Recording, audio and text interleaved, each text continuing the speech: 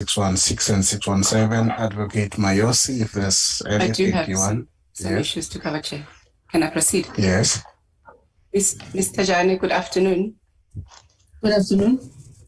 Good afternoon, Advocate Mayosi. I hope you can hear me. Yes, I can hear you clearly. Thank you. I just want to clarify some things that arose during the course of your cross-examination. I want to start with the assertion that you allegedly altered paragraph 10 of charge 4. Do you remember Advocate Shabalala taking you through that? Yes, I do. I just want to have a look at that. Seppo, can you put up paragraph, can you put up the motion, please? Paragraph 10 of it.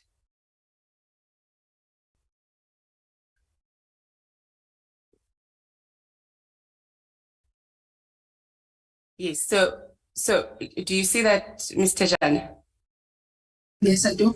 That is paragraph 10 of the motion, where it is said that Advocate Mkhwebane is guilty of misconduct in that she intimidated, harassed, and victimized staff, alternatively has failed to protect them from intimidation, harassment, or victimization by the erstwhile CEO of the Office of the Public Protector, Mr. Busisiwe, in particular staff members who are listed below there. Do you see that?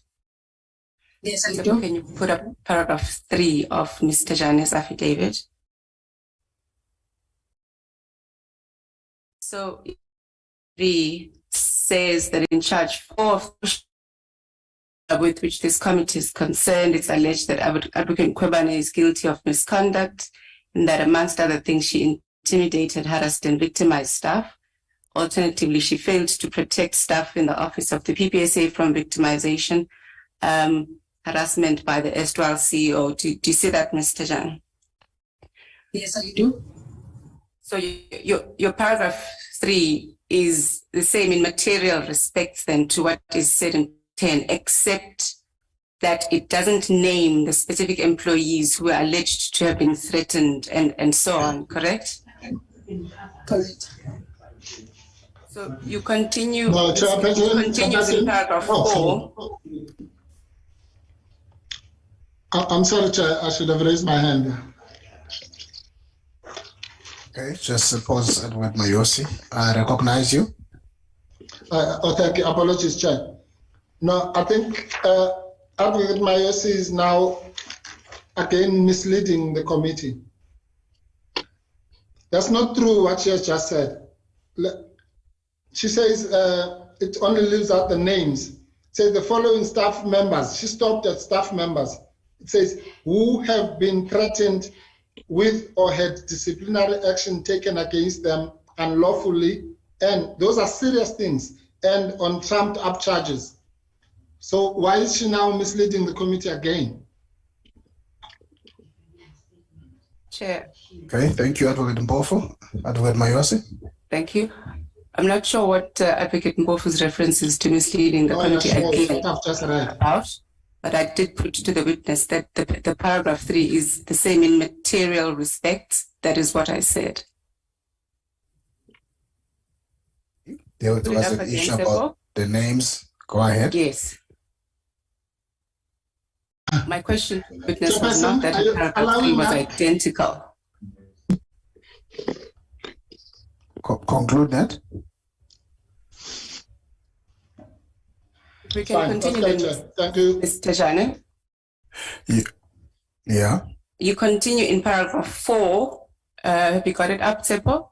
It's further alleged in charge 4 of the motion that the PP has committed misconduct and or demonstrated incompetence in the performance of her duties by doing or failing to do the various things alleged and set out in paragraphs 1.1 to 1.4. Do you see that? Seppo, if you can put up the motion. Yes, from paragraph 11, please.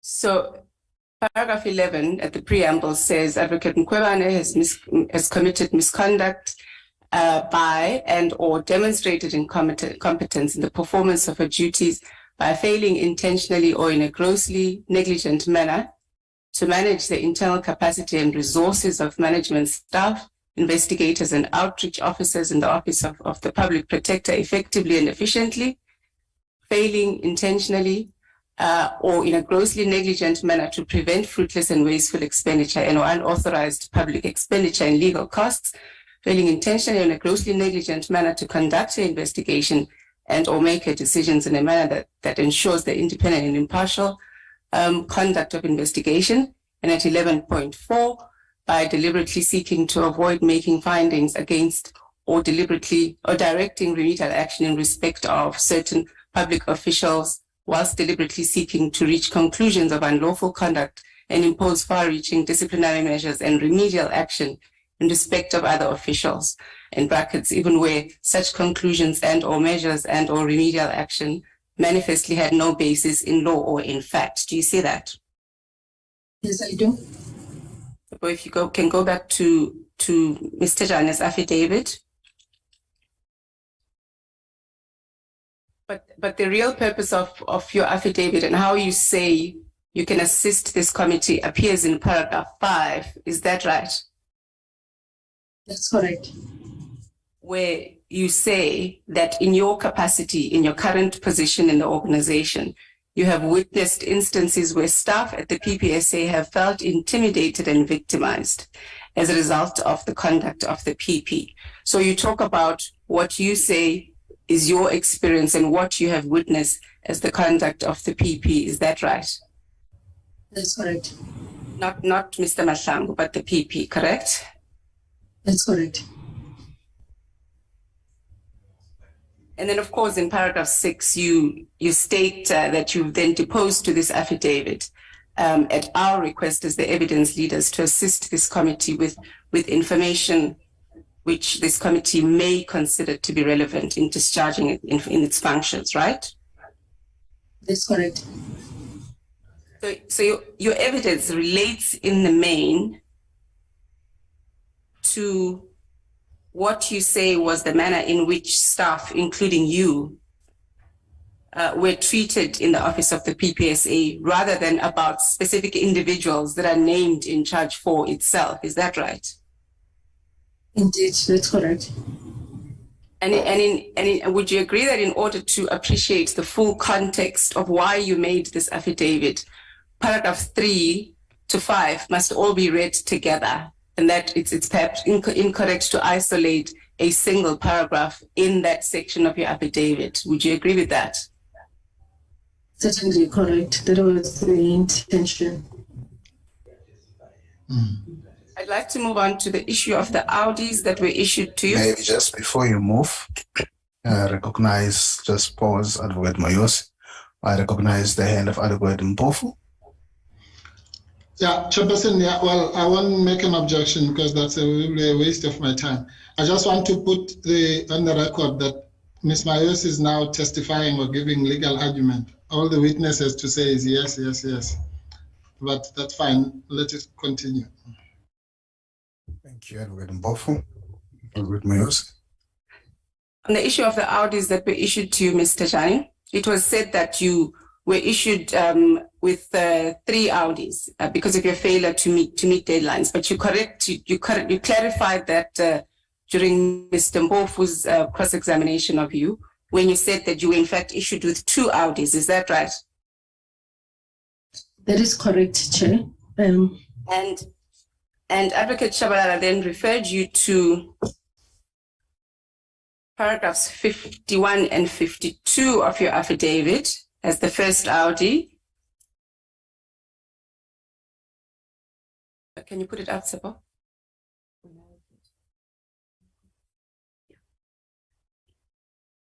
51, page 4361.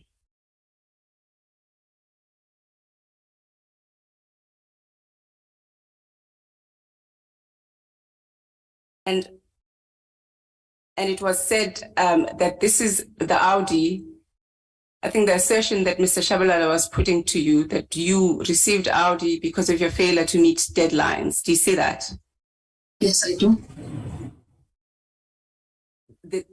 and this is the Audi that was first issued by Mr.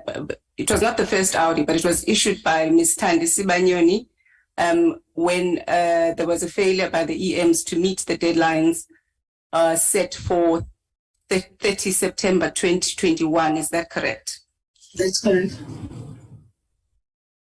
And I just want to clarify, because Mr. Shabalala didn't take you there, that your evidence was that there was a report that was done by the CEO in response to this, right? And I'm not going to take you to that because you've already led evidence to that in chief. Is that correct? Yes, indeed. There was a report by the CEO.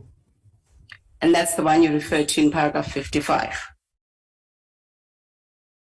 That's correct. If I may see paragraph 55 on the screen, but I do note the report, yes. Where she set out the reasons for the non-achievement. That's correct. Right.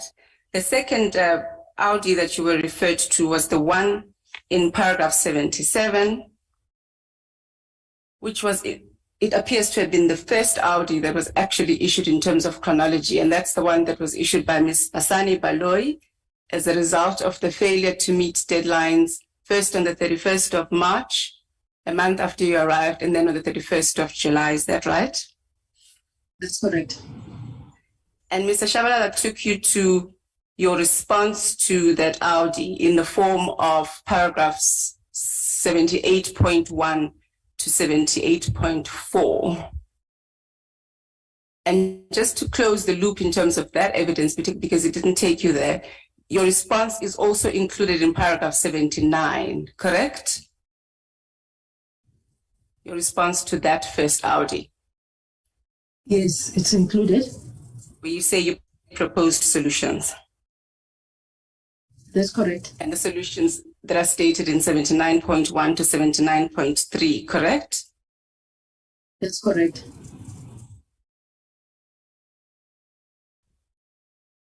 And can I just ask, were these suggestions heeded? Were these suggestions, your proposals, were they heeded? No, because in terms of changing the times to something that is realistic, to a time frame that is realistic, that did not change. As you have noted that there was a further Audi, not that there was nothing in between, say that it was not in the form of an Audi, but those threads continued. Meetings did not change also. So training, there was training that was provided, but I did indicate when I was responding to Advocate Shabalala that even during the training that was provided to investigators, some of them would be called back from the very same training to attend to matters to the extent that they then had to withdraw from the training, some of them, but they had to take calls. So I have already indicated to the committee. So the issue of training, yes, that was attended to, but it also had those challenges. Thank you. So Mr. Shabalala also then took you to paragraph 83, which is the one that talks about Mr. Mohalaba. And you already clarified with Advocate Mpofu that Mr. Mohalaba did not in fact issue with an Audi, right? Yes, he didn't. And he didn't discipline you? No, he didn't. And you said that he was nevertheless instructed by the PP to discipline you, right? That's correct. That is what he said to me based on this. Are you able to explain why he did not obey the instruction?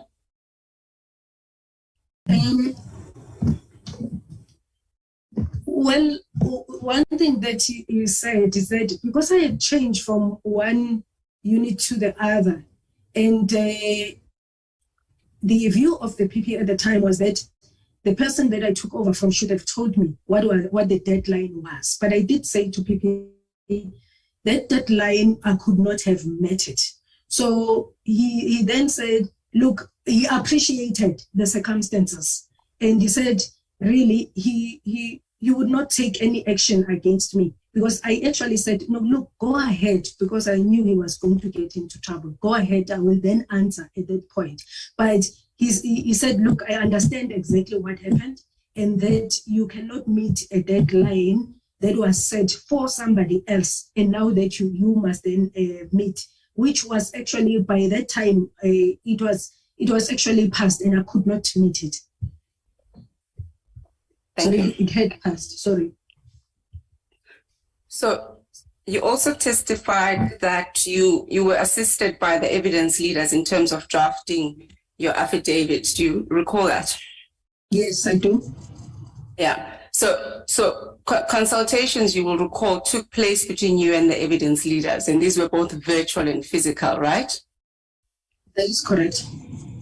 Do you recall your first consultation with Advocate Bauer in July at the PPSA, where she showed you the motion and also talked to you about what was contained in charge 4 of the motion? Yes, I do recall that. Yes. So in consultation with you and the evidence leaders asked you if you had personal information of intimidation, harassment, and victimization, either by the PP or Mr. Mahlangu, correct? Correct. And during those consultations, you presented to us that information that was within your knowledge or experience relating to the victimization and intimidation. Is that right? That's correct. Can you confirm that various drafts of your affidavit were then exchanged with you? That's correct. And you made comments and you made changes until the final draft of your affidavit, correct? Yes, I did. You also said during your cross-examination by Advocate Mpofu that you followed Ms. Mokgalade's evidence, and that is how you know what she said. Do you remember that? Yes, I do remember. So, do you recall that I also emailed you, Ms. Mkhwelade's affidavit for your consideration before you finalized your affidavit on the 5th of September, 2022. Do you recall that? No, I didn't recall it for this sitting, but I do recall that we went through what was there. That is why I say I have responded to those areas that are relevant to me. And I've also said I followed the proceedings. So when we talk to those issues, I actually can, I've deposed in my affidavit to those issues. Okay. You now say you didn't read it, but I do want to clarify whether you have personal experience of the matters in Ms. Mkhwelade's affidavit that you said you didn't read. So I'm going to go through that and establish and clarify whether you nevertheless do have personal experience of these matters, even though you now say you didn't read that affidavit. So is it still your evidence based on your own personal experience that dashboard meetings were intense and that they became more time consuming? Is that still your evidence? And is it based on your personal experience? That's really the question. Yes, it is. And what is said in what you confirmed in what you tried to confirm in Ms. Mkhwelade's affidavit, to the effect that instead of reporting on the status of each case, the meetings became operational and were subsequently required to prepare memoranda on each matter and present at dashboard meeting. Is that based on your personal experience? Yes, that's why I related my own first-hand experience on those, including dashboard. And just a pause. Advocate Mayosi. Advocate Mpofu, I see your hand. No, thank you, Chair.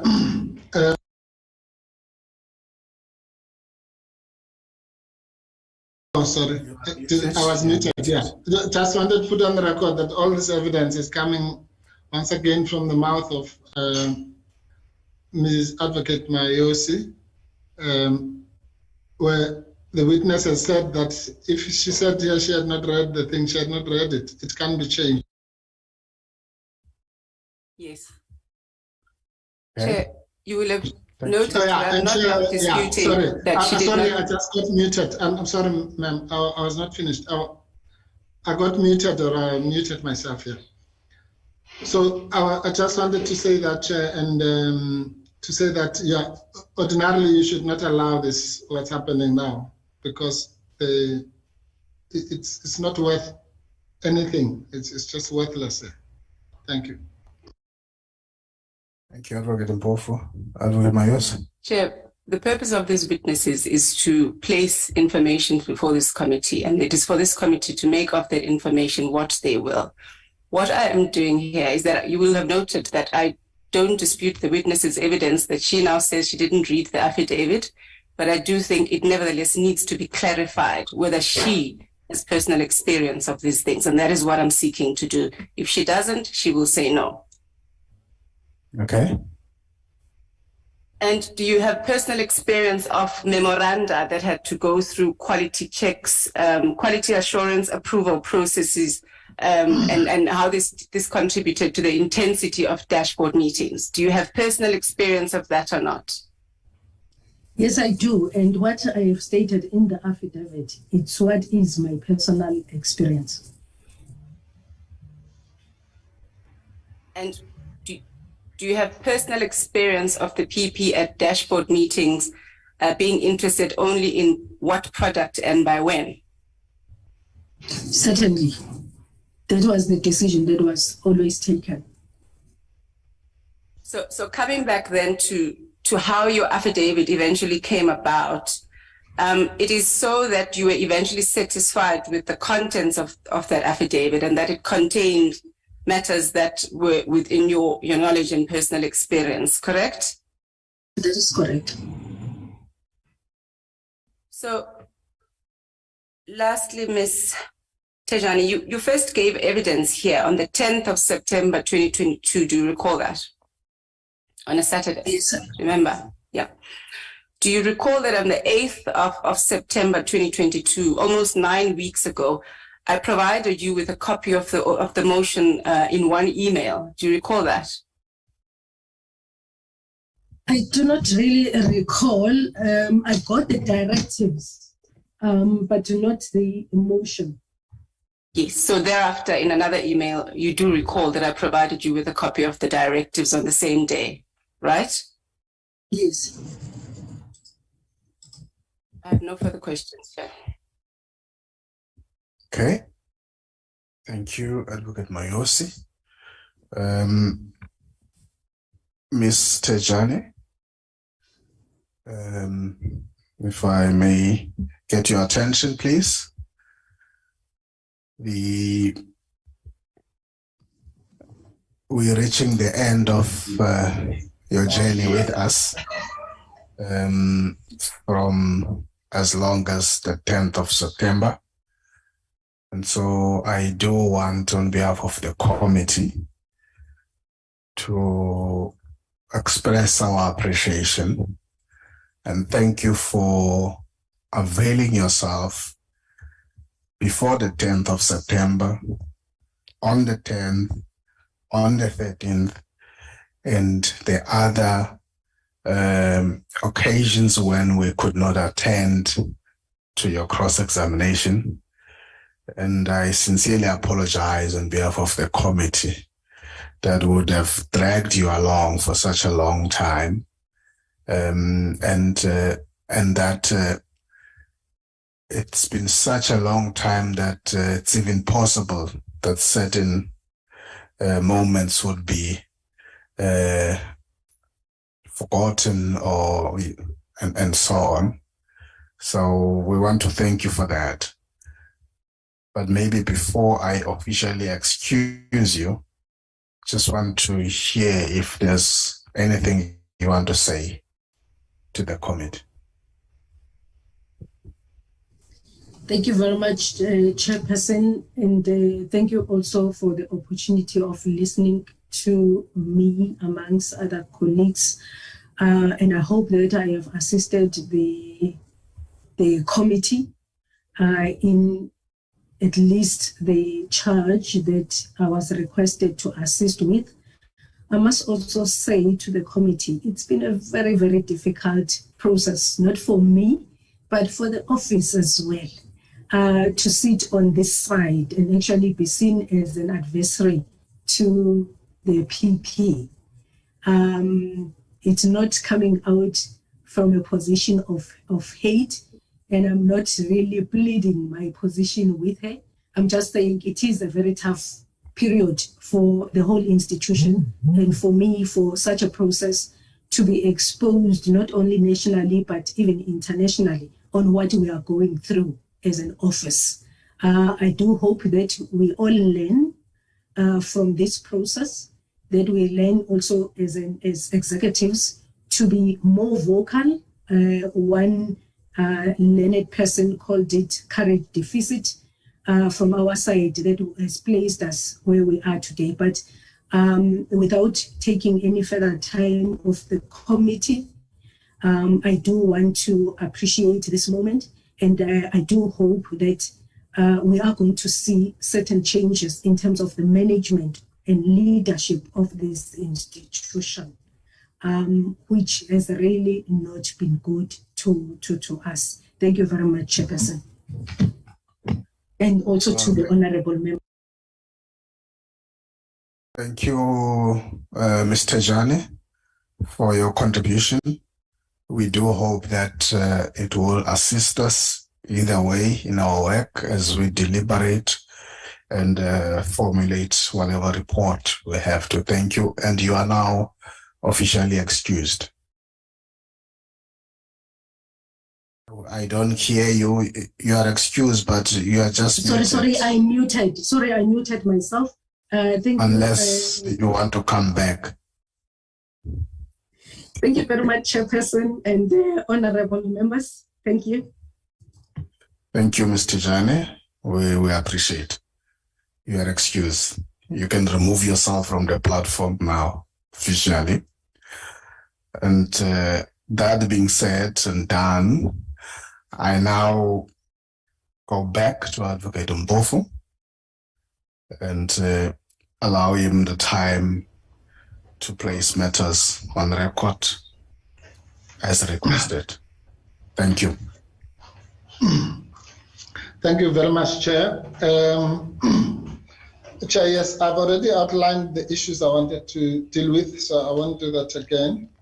I'll start with the events of the 27th October 2022, that fateful day of the birthday of Oliver Reginald Tambo, which you pointed out, Chair,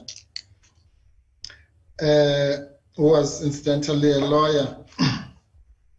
There have been a lot of misrepresentation, and some of it we've dealt with in the letter we wrote to you, Chair, which we asked you to kindly table in front of the committee. So I won't rehash that ground, but I just wanted to clarify a few things, because certain things have been said in our absence, and I suspect deliberately because we were not there to answer for ourselves, which need to be put into perspective. The first one, Chair, is the fact that the terminology changed with time. On Thursday, the 27th, we were accused of a withdrawal.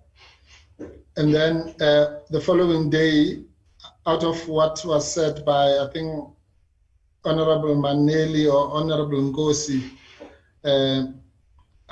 sometimes I'm not able to differentiate between their viewpoints. Then the terminology changed to that word staged a walkout. Well, both of those are false and not in accordance with what happened.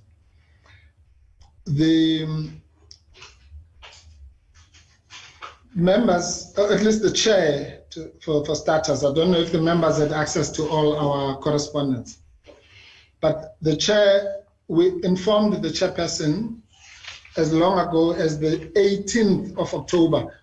And please, I hope we'll correct the record, because we've all been referring to that date as the 21st of October. That was a different letter.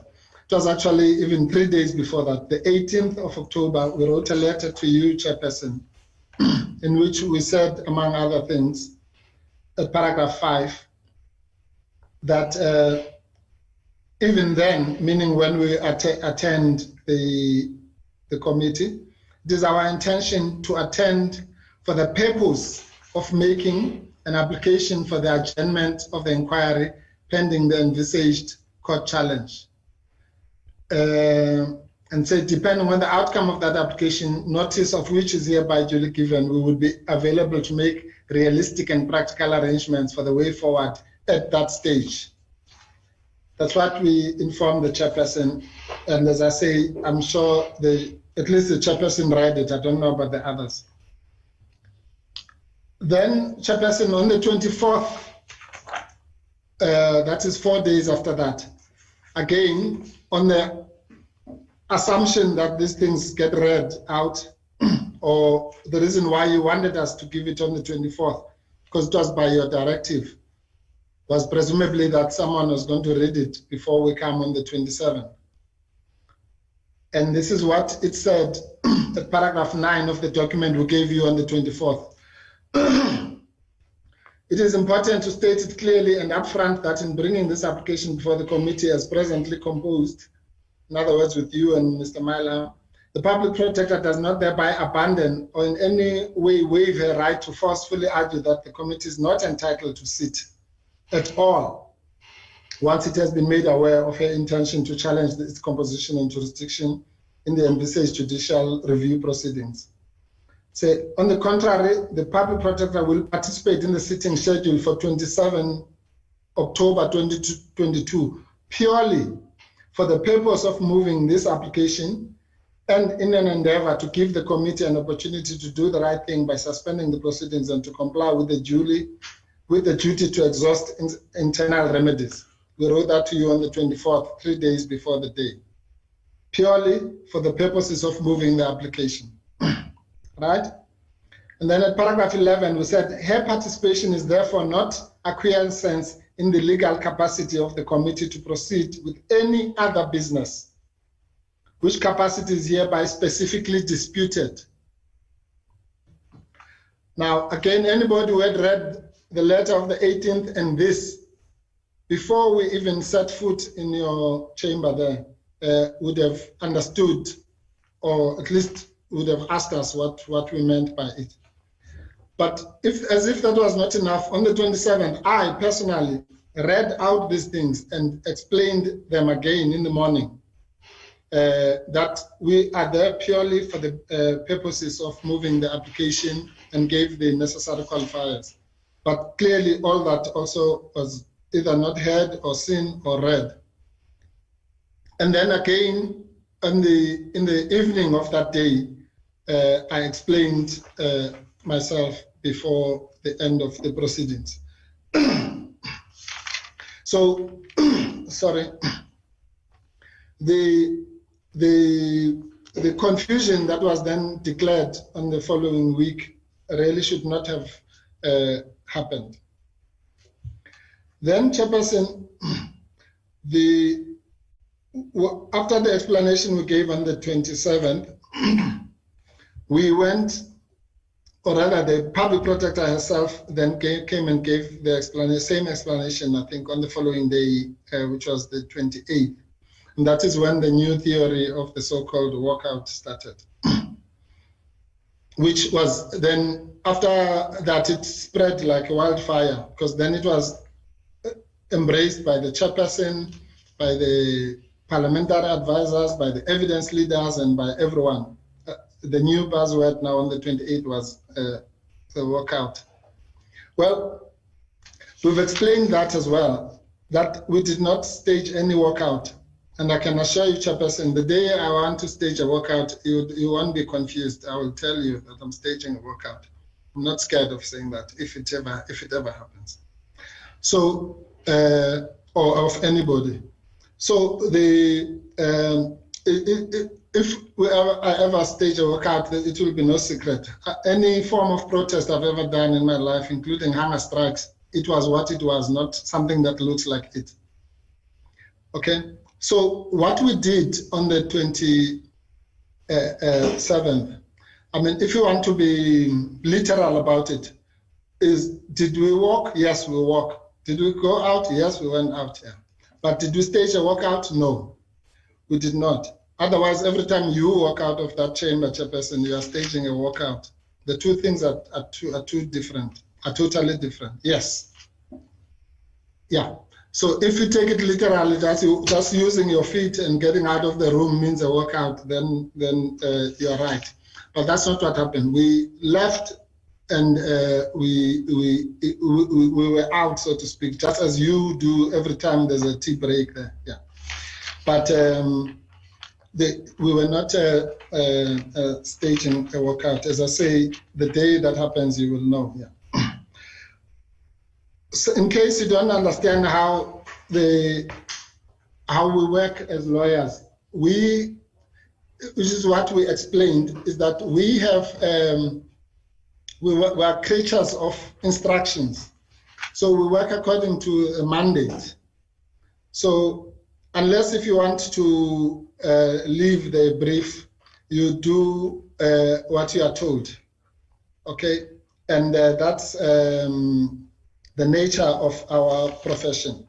So that whatever we do, particularly when it has been explained ad nauseum about where our instructions ended for the day and where they started, then it should either be understood in that context. So none of the epithets that were used there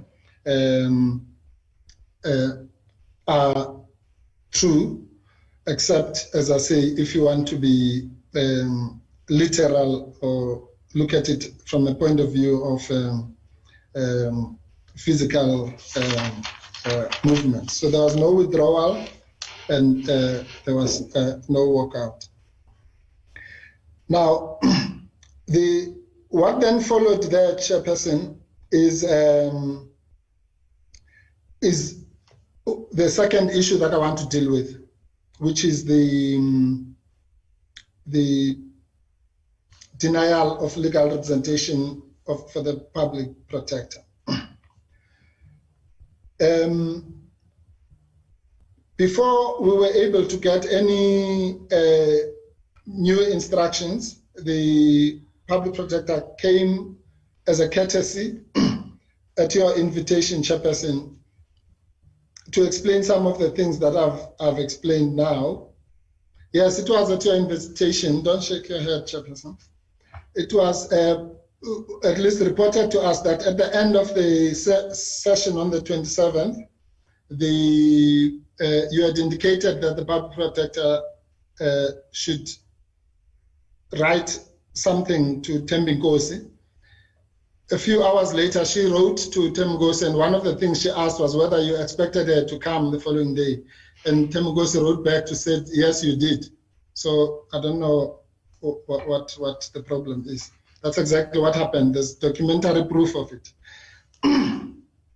Then the public protector came to explain some of the things that I have explained, Chairperson, including the fact that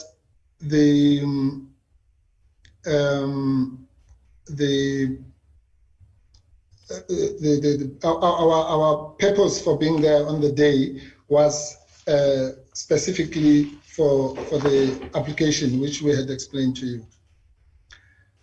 Now, that meant that when you asked her to come back on the 1st, which was not a scheduled date for the sitting, again, she explained to you, and I don't want to read the document to save time, She explained to you for the second time what had happened, and Mr. Sianeho was also in attendance.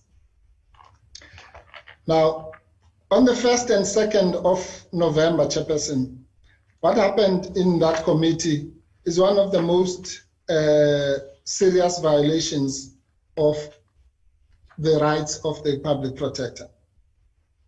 Because against her will, she was kept there without her legal representatives of her choice, and against the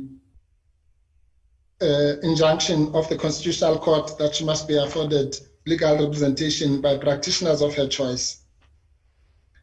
And what is even worse, apart from the fact that her legal representatives were not there, which was explained to you, Chairperson, and which you tacitly accepted the explanation, because that's why we're here today, and you've allowed us to do the cross-examination today, which should have been done on that day, which means that you accepted the explanation that was given to you. But be that as it may, you insisted on conducting the proceedings in the absence of the public protector's representatives of her choice, and despite her protestations. And you went further by not even allowing her to leave. Even if she was going to leave and watch it on YouTube or join on the Zoom, she was allowed, she had to sit there as a hostage, as she said, your hostage. Now, that, Chairperson, was not just a violation of the public protector's rights to legal representation. And I must, for my sake now, explain to you that indeed, due to unforeseen circumstances, we were not able last week, because of the deadlines that were explained, to be there. But as I say, you seem to have accepted that somehow. Although in the same breath, you also wanted the proceedings to continue. Now, Chair, this is we're registering this complaint for the record for that purpose, to say that the irregularity that occurred on the 1st and 2nd of November is something that must be registered. It will probably be dealt with at some other stage in other forums, but we must never be understood to not to have placed it on the record as soon as it has happened. You went even further, Chairperson, and you were thankfully stopped by, I think it was Honorable Malema and other members, of interrogating even the attorney and opening an inquisition of the attorney, which is not allowed, because the client, who is the public protector, had expressly addressed you, and in that way exercised her privilege. There is something called attorney and client privilege, or the professional legal privilege, where you cannot go beyond and want to interrogate discussions that may or may not have taken place between the attorney and the client. And it's a rule that the chair might not have been aware of, but it is one that is recognized in South Africa alongside the right to legal representation and the right to access the courts as enshrined in Section 34 of our Constitution. And what happened in that 2 days, Chairperson, is proof of why legal representation is important. Because some of the the abuses that followed in that just in the short space of 2 days showed the reason why the Constitutional Court, in its wisdom, saw that this process cannot be trusted to continue without legal representation. Now, so I'll come back to the issue of the privilege. But the Constitutional Court chairperson, we know that you don't want us to be here, or you don't want the lawyers to be here. You've never wanted the lawyers to be here. And I'm not talking about you personally. I'm saying you and the other 399 members, or the majority of them. You went to court, to the highest court in the land, to prevent legal representation in this process.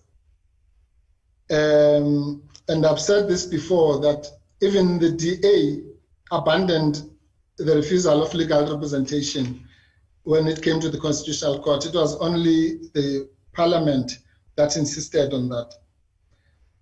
And the Constitutional Court, thank God, you lost that case, and that's why we're here. And the point I'm making, Chairperson, is that the feeling is mutual. We also don't want to be here, just as much as you don't want us to be here. But we all have to perform our duties. We don't particularly want to be here with you as well. But here we are, the court has spoken. So we need to find a way of making it work, even if we don't want each other to be in each other's company, for the sake of justice and our constitution. So we understand that. We understand that we're in an environment of people who did not want us to be there. Now, Chair, I just want to demonstrate, if for us not being there for 2 days, the things that happened, imagine what would have happened for this process if the public protector was not represented at all. Because some of the things that happened represented the law of the jungle, and including what I've spoken about, the hostage situation and other kangaroo type activity. So if there was no legal representation, we would have experienced even more than what we experienced, like the interrogation of legal representatives in contravention of the Constitution, not to mention the abuse of black advocates by information that was put up and attorneys, information that was put up out of malice and spite, which was irrelevant to the matter, and which, had legal representation been there, would not have been allowed, or at least would have been objected to. But all that happened under your watch, Chairperson, no problem. It was all allowed to take place, and abuse not only of us, but of other black practitioners who, unlike us, at least we have a chance to address you now, but the other people whose earnings were put there incorrectly with the wrong figures, in fact, did not have any recourse, neither did they have any prior warning. And just the rules of common decency, let alone professional ethics, would have demanded that if such an abuse was going to be done on legal practitioners, then at least they should have been told. But that did not happen. So I'm saying, if things like that, which have now caused national consternation and concern and ruins people's careers, and maybe even lives, because some of the people whose names were bandied about there might face criminals because they are supposed to be having that money probably in their mattress or in their couches if they follow the example of the leadership.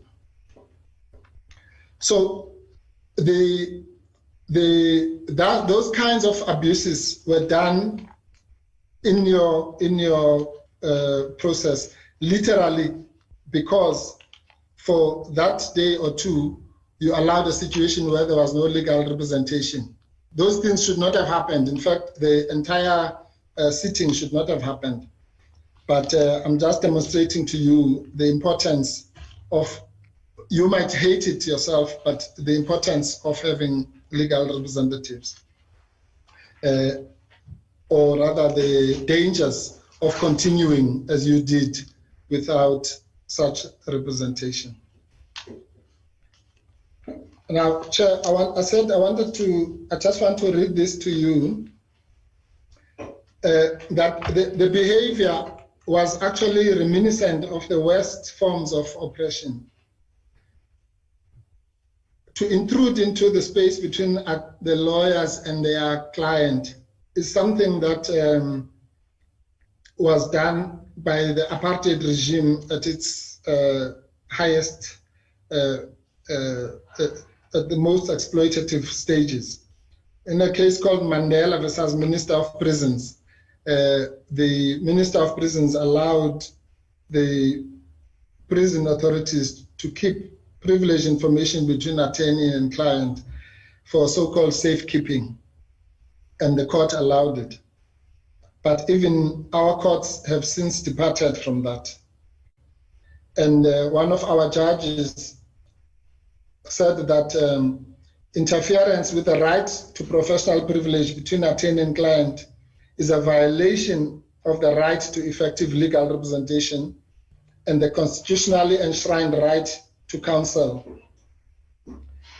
And it said a serious assault upon that right constitutes an irregularity so grave as to lead per se to the conclusion that a fair trial would no longer be possible. And that is in South Africa.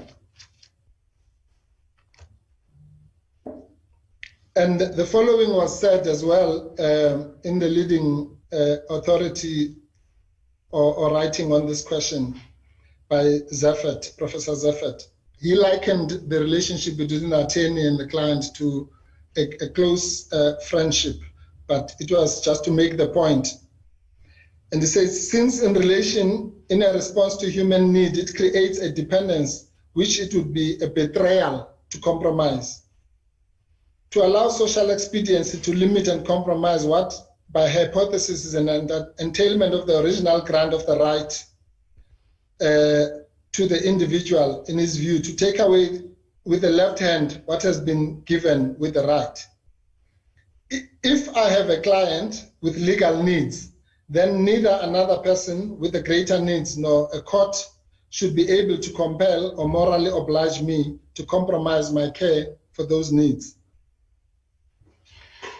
And he said, it is true in relation between personal friends and in relation between a lawyer and his client differ superficially. The latter is not reciprocal, nor does it depend on mutual devotion and would seem to be motivated by money. But these differences are not fundamental. In the relationship between lawyer and client, the law has created an institution which, in Freud's view, exemplifies, at least in a unilateral sense, the ideal personal relations of trust and personal care. The fact that the relation is cemented by pay does not derogate from this. Once the relation has been formed, it is the client's needs and not economics that determine its content. Now, what that means in simple English is that the very idea of wanting to intrude and go beyond the giving of instructions and so on offends our constitution. And it was described as follows. in relation to the Constitution. The right is of crucial constitutional importance, and the obligation to provide effective legal representation is one of the most important constitutional obligations imposed on the state by the Constitution. 2, it is the closest of all the rights in the Bill of Rights to being absolute, the right to legal representation. 3, it is a right of substance, not form. 4, it is part of the right to a fair trial. 5, it is the right to be properly informed of the right is corollary thereto. 6, a breach of the right is a serious irregularity, although the failure to inform the accuser adequately of the right in criminal matter is not necessarily fatal to the fairness of the trial to the extent that the trial is vitiated. 7, the right to legal representation means the right to proper and effective legal representation. Proper and effective legal representation. And the Constitutional Court in this case went further by saying full legal representation by practitioners of her choice.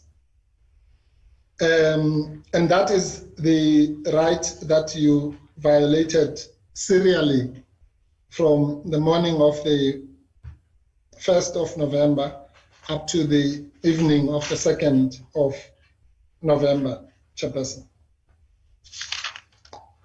Then, Chairperson, when it comes to this issue of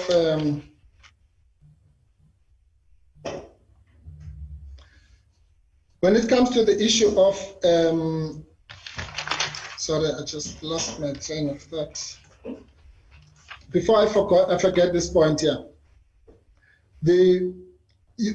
You had what was posed as legal advice, or I don't know what to call it, but based on a so-called withdrawal. All sorts of things were said there and about the oldest trick in the book and what have you. But all that was based on the wrong assumption that there was a withdrawal. So it's just a waste of time to talk about. It's like talking about, someone talking about studying for the,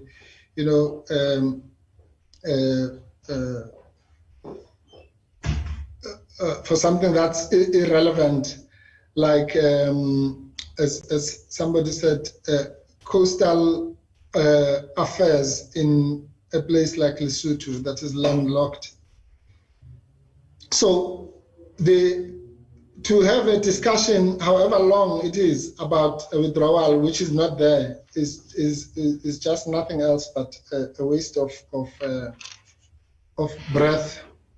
And although I noticed that there was congratulations and clapping of hands about an issue that is completely irrelevant and actually has not happened. It's interesting at an academic level, but not related to anything that happened in this committee.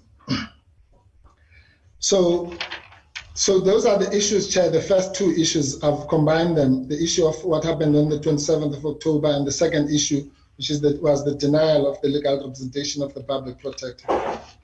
The third issue, I'll also, for the sake of time, I'll merge it with the last issue. It was the issue of the way forward.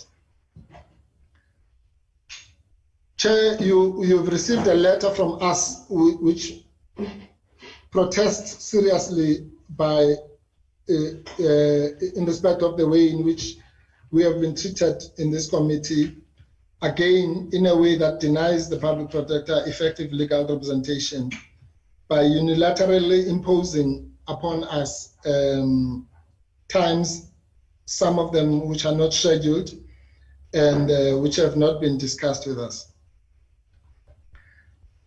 The program which you released gives the public protector 10 days to do everything that she's supposed to do in relation to her own impeachment. This is against the background of the evidence that has been led here since July up to now, and I accept that there have been breaks in between, some of which were necessary, some of which were not necessary. In fact, there should be no inquiry at all at this stage. But be that as it may, we accept that the 4 months or so that has passed does not mean that we were sitting every day. I think on our count we would have set for something like 35 days by tomorrow or whenever we finish on Friday. But be that as it may, Chair, to give the public protector 10 days to respond to all that, to 16 witnesses and almost 40 days of sittings, is just plainly, absurd. And we know that the witnesses, like the one who has just finished now, who's taken, maybe she took 2 days in effect, those witnesses come for specific topics and deal with specific things. The public protector will be dealing, I'm just talking about her herself now, will be dealing with all the evidence from those witnesses and more. So I don't know what you expect, that she's going to come there for half an hour and just say what? No, I disagree with the witnesses. Well, the public protector herself will probably take that period that you have given us or thereabouts, just giving the evidence to deal with the multitudes of evidence that have been given against her, and to give context to some of the issues, not to mention all the reports that have been mentioned, all the court proceedings, all the incidents of the HR issues that have been led here, and so on. The issues of backlog, all the issues that have been dealt with by the witnesses that are contained in the Mazoni motion. So on anybody who would have thought that to deal with all that will take 10 days must be living in a completely different world. So that is the kind of thing that we have come to expect. In fact, at some stage, the program did not even have any input by the public protector. So I suppose we should be grateful for even the 10 days. So that's the situation, Chair. And then last time when we said you gave us 1 day to prepare, you said no, you did not do that, and that it would have been unreasonable to do so. But you've gone to do the exact same thing now, because to your knowledge, we are facing a mammoth court hearing on the 24th of November.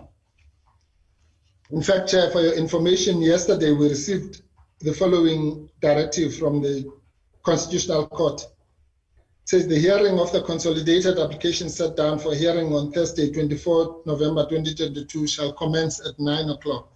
In other words, not at the normal time when that court commences. And that's because of the unprecedented volume, well, maybe not unprecedented, but certainly unusual volume of cases. It's about 6 or 7 cases condensed into 1 day. And even now, we're in the process of filing heads of argument in respect of that matter. And it's a matter that concerns this committee, and it's going to detain us until the 24th, at least. So we only have the 25th of November to do all the things that we're supposed to do, and then we must be back with you on the 28th. So we're back to the same situation in September, where you gave us 1 day to prepare, as against all the other. And these are things, Chair, to be fair, which if you had simply just spoken to us, could have been clarified.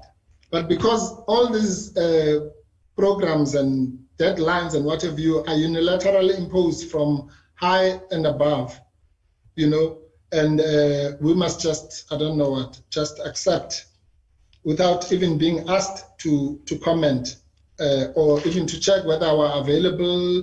You want us to sit in December. People have made plans, family plans. We've had to negotiate with some of the team members. But nobody bothers to even say, look, we know the program was going to end at the end of November.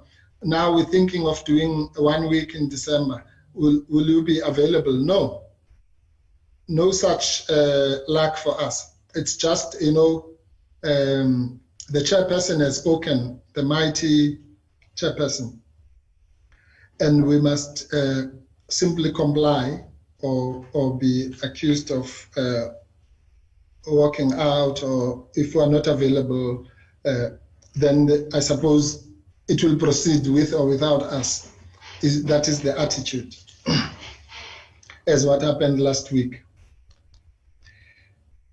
Well, Chairperson, that is a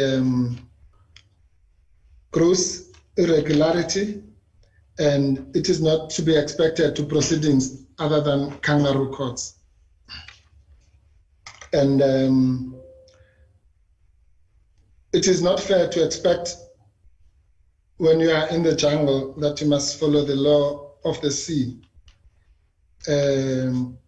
which is what happens. We are expected to play by the rules, but the rules are not applied to us. But we have said in our letter that we are prepared to compromise on the December issue. We've spoken to some of the members of the team, and up to a particular date, which is indicated in the letter to you, which we hope you will table to the committee, and which was discussed with the evidence leaders yesterday. But certainly the time that you have given is, to call it inadequate would be an insult to the word inadequate. Now,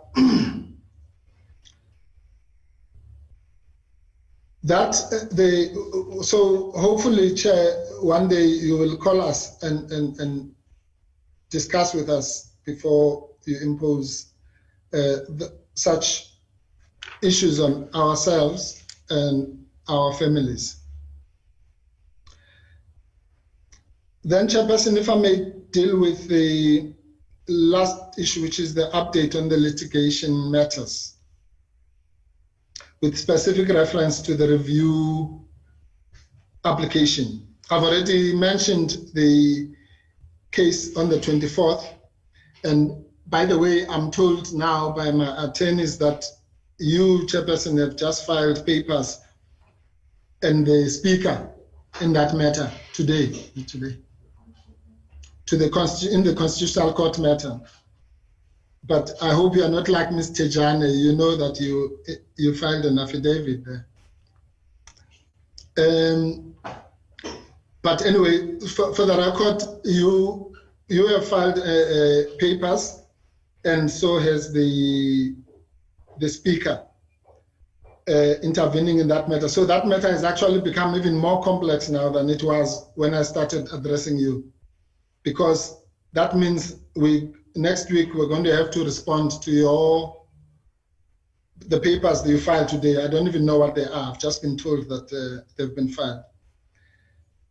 And that then emphasizes the point I was making, Chairperson, that we will be detained with that matter up until the 24th. As I say, the information I'm giving you now, I did not even have it when I started addressing you. So it compounds the matter even further. And it then exacerbates the unfairness of your unilaterally imposed date of 28 November. And that's why, one of the members was saying it's a long time, because if you don't look at these things in their proper context, or just sitting and looking at it, it might look like a long time, but in reality, it's 1 day. But anyway, that is the Constitutional Court matter. And by the way, that matter has a bearing on whether this committee even is sitting lawfully in the first place. And I suppose that's why the chairperson has put in papers, unless if you think we were putting the papers just for I don't know, for whatever reason. But you may or may not know, it looks like you don't know, that it has a bearing on these proceedings, a serious bearing. The second matter, Chairperson, is the more pertinent matter, which is the issue of the review application. By now, you would have received the review application. It was served on you yesterday or the day before. Day before, yes, on the 7th, on Monday. Served on you and the other parties, and it was filed in court yesterday. I have the case number somewhere, but it's not important for now. But once it's allocated a number, automatically that means that it has been entered into the court system.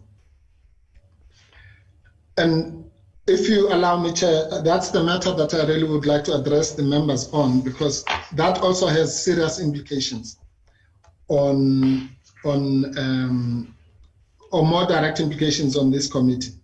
The one of the 24th has implications on the committee, but maybe more serious implications on the president, because it also deals with his unlawful and retaliatory suspension of the public protector as found by the Western Cape High Court, which found that the suspension was motivated by him trying to escape the pala consequences of the 31 questions. That's one of the matters that will be debated on the 24th. But the one of the review is focused purely on you, Chairperson, as a person, and as a chair, Mr. Mileham. Those are actually the respondents. The other people are cited just as interested parties. I'm also told that Mr. Mileham has just filed a notice to oppose. And as expected, the DA has also filed a notice, even though it was cited like all the other political parties, just for whatever interest. And I'm sure one doesn't have to be a genius to think that the chairperson is also going to file a notice soon, if he has not done so. That matter is set down on the urgent roll for the 13th and 14th of December. Again, those dates were carefully identified for two reasons. One, it was to try and avoid having to do that when the committee is running, so that no more time would be wasted. And so those of us who have been able to have to change the December plans, unlike others in our teams, will have to be sitting here. Which one is this? Ofu, Milam. Yes, okay, yes. I've already mentioned that. That's the one we received today. I'm sorry, Chairperson. So that's the first reason why it's been put in that awkward period, and hopefully the Charge President will be able to accommodate us. But we'll also be discussing with your advocates, Chairperson, as to how it should be proceeded. There is a chance that the dates might hopefully be either brought forward or whatever is arranged. But the purpose of that application is merely to review judicially your decision and that decision of Mr. Mileham and the decision of this committee to agree with both of you in your non-recusal decisions. And I don't need to repeat what I said last week about that, but you know that if that is found to be the case, then the consequences are more than dire for the rest of these proceedings, or actually for any proceedings. It might be that even sitting here, we're just wasting time and money for nothing, as we warned last week. And on that note, Chair, I just want to say that we are specifically aggrieved. I'm not going to deal with the issue of the malicious use of our names and portraying us as thieves and criminals and looters of taxpayers' money and all that. Some of us are used to that, but others are not. And it's unfair to impose it on those who are not used to it. Some of us have lived to expect that, and it really doesn't even make any difference. But to do that on innocent junior advocates who are trying to make a living and to make a career, and to do that to the public protector so that any other lawyer who might want to associate with her must know that they are going to be bandied about as looters of state coffers is very, very unfortunate. And the fact that the chairperson and the members who did not protest, at least, thank God, some of the members protested last week at some of these things, allowed it to happen in this house, hallowed house or revolutionary house, is something that I'm sure will be written about in years to come. It is the same as those members. There were members from two political parties who actually continued with the questioning of Ms. Thejane when the public protector was in hospital or being treated. And some of those things that happen in this parliament make one shudder to think what could have happened if, or rather that those things are happening under the name of a constitutional democracy. But they have happened, and they continue to happen. So the potential waste of money and time will then be determined by the court, which will either agree or disagree that some of the grounds of recusal are valid, such as the spousal relationship between Advocate Mr. Milham and Ms. Mazoni, who is the author of the Mazoni motion. If any one of those grounds is found to be sustainable, then everything we have done here since the beginning up to now will have just been a waste of time. As I say, as we have been warning and trying to plead for a reason. But the rulings were made, the rulings were made. We'll have to see what the courts have to say about that.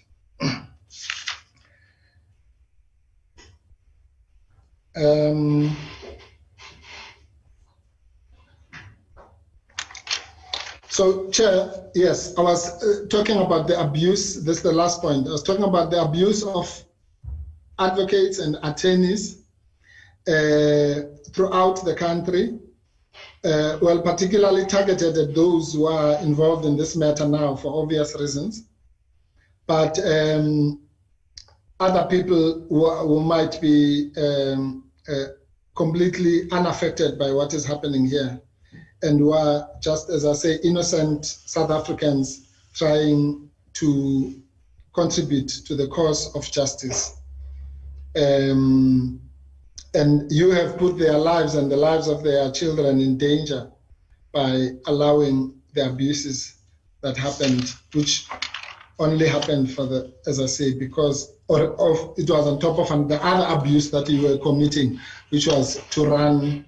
And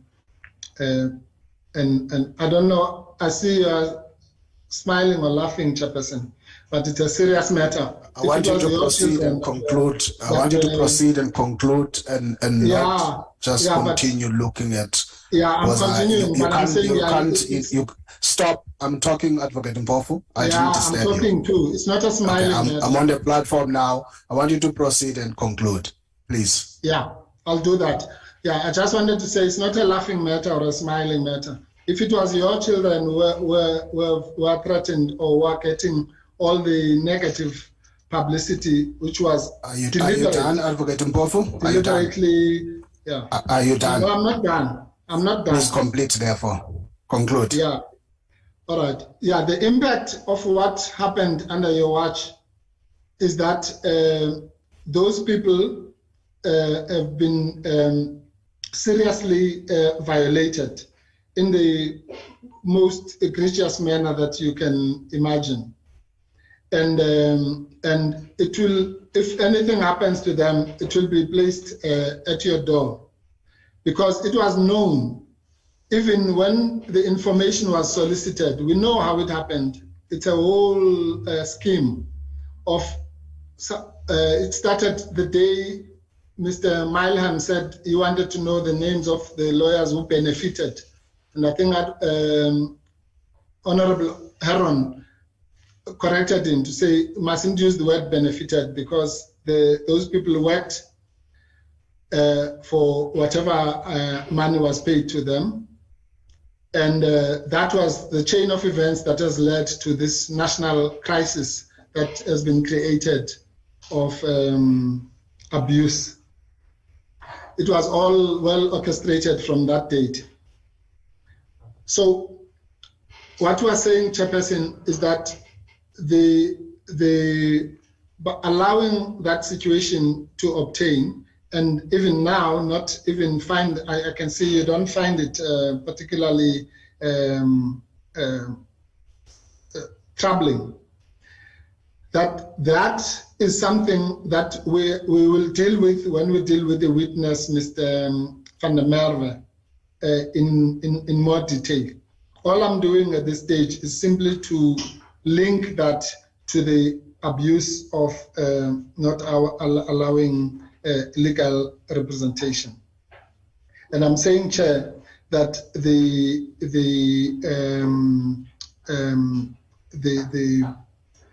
it's irreversible, quite frankly. The damage that has been done. Some of those people have had lawyers calling them and not wanting to do work with them, because who would want to do work with someone who's associated with looting the coffers of the state? And all that was done without any context. So Advocate A maybe earned 2 million rand. We don't know over 5 years or how many matters they did. It might have been 100 matters, but no, we simply are given a globular figure, and there's a specific focus only on Black people, as usual, the perpetual victims of racism and violation in this country, even in this parliament. In vain, for no reason, for no relevant reason to this committee at all, except just to cause hurt and to violate people's rights. In your name, Chairperson.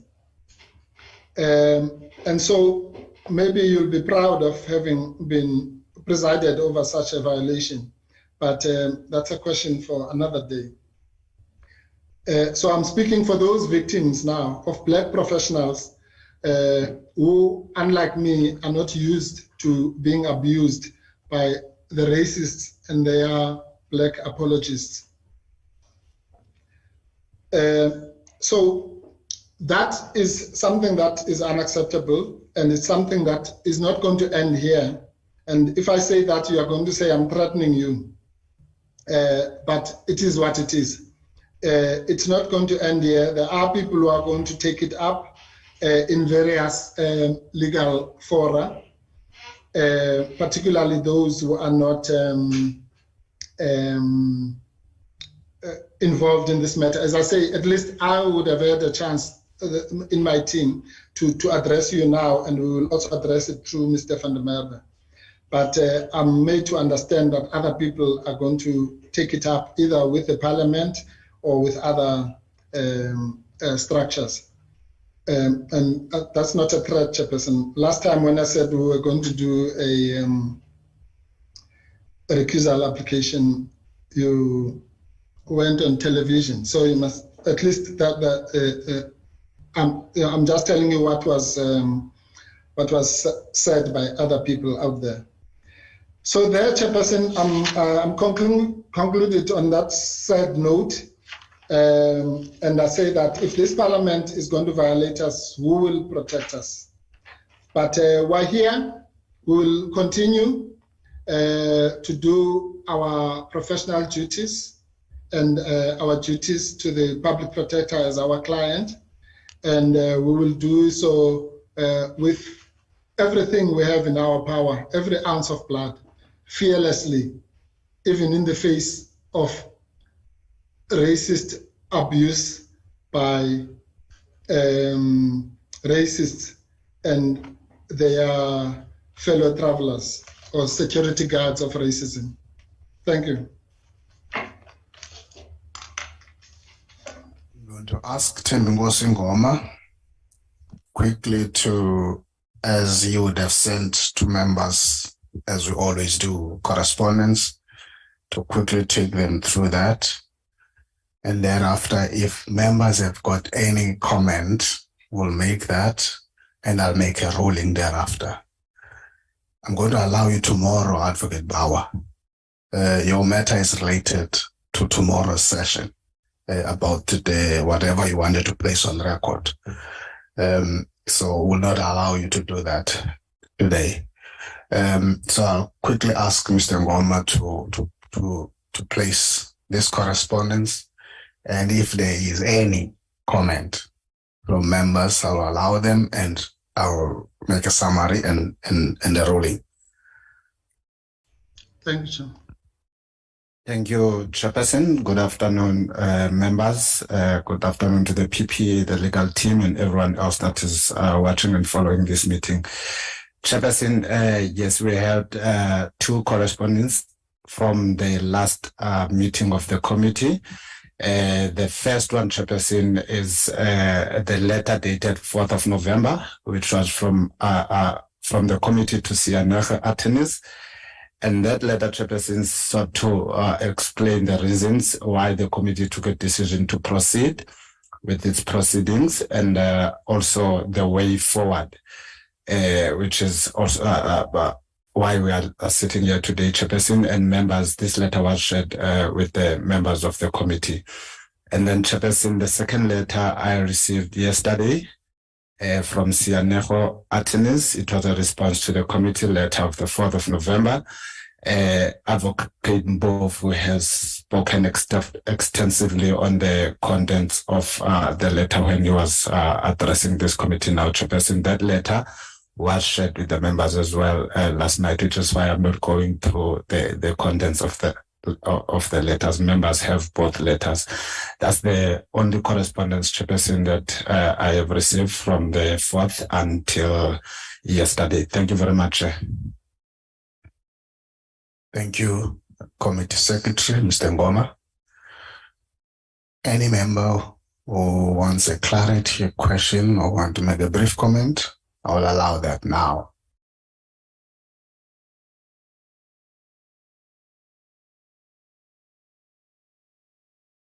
As I said, if any.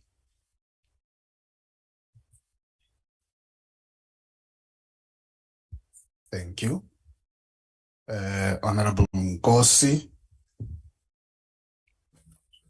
Thank you, Chair. I just want clarity to check with you. What are we commenting on what other Kate Mpofu has said, or are we commenting on the process today?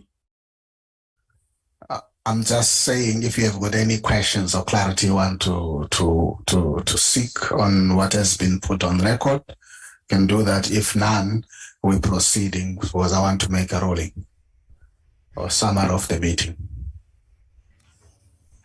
Oh, okay, Chair. My points are two. One is that you made a ruling on proceeding with this process, and this committee agreed with that ruling, and we still stand by that ruling. There's nothing that has changed since then. Secondly, that I do confirm that I did say the actions on that day were planned and staged. If I recall well, I said it was a planned and staged walkout, and I stand by those words. There's nothing that has been said that demonstrates otherwise. Thank you, Chairperson. Thank you, Honorable Ngosi. Honorable Sukas. Yes, Chair. Thank you, Chair. Chair, I think it should be noted that a couple of questions was asked of the public protector on the day that a legal team walked out of the venue and walked out of the proceedings. Those questions has not been answered. And what is being presented to us now here by Mr. Mpofu seems to be a rewriting of history, because when we started, Mr. Mpofu indicated or hinted, and I even asked the question, if Mr. Mpofu is hinting that the public protector is going to withdraw from the process, and Mr. Mpofu then denied it. But when he did get up and finally walked out, Mr. Mpofu said, "See you again or not," or something to that effect. I think Advocate Bauer still read it into the record.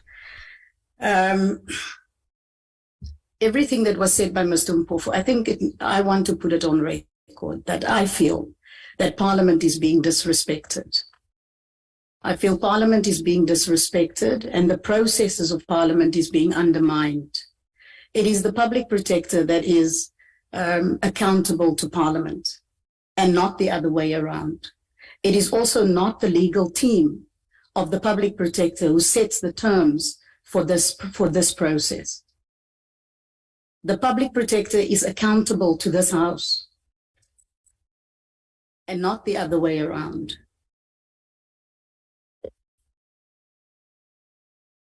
Then in terms of Mr. Mpofu saying that we're glad to hear that, as the chairperson has indicated, that all the proceedings are on YouTube, certainly for those 2 days. And Mr. Mpofu clearly now has made it clear that he certainly listened in to the proceedings. The legal team of the public protector, it should also be stated and noted, has let the public protector down. They have left her without legal representation for those 2 days. It is not Parliament that has withdrawn the legal representation. It's not Parliament that has refused for the legal team to be here. It was the legal team that has walked out, and Parliament has asked the questions. Under what circumstances did they leave?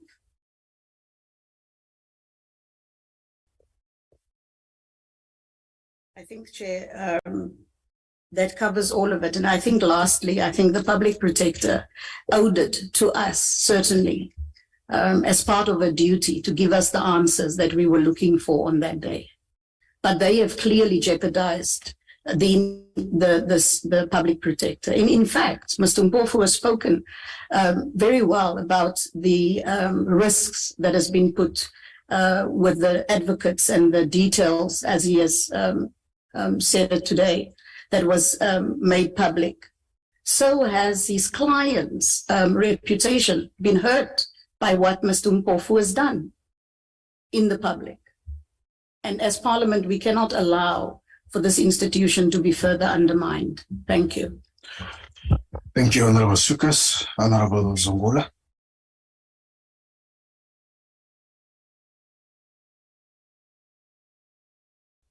Thank you, Chairperson.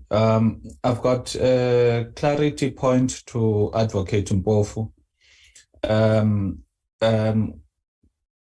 Clearly, there is a conflict. There's a clear conflict between the legal representatives of the public protector, the committee, and the chairperson of the committee regarding various issues of which now the courts have been approached. Now, the clarity I'm seeking here from Advocate Mpofu is what are the implications of the committee proceeding with its program before the courts have made any determination on the conflict that is clearly going to cause, that is clearly causing a major rift and is threatening to make this inquiry, which is very important as it sets the precedence for any future inquiry in our country.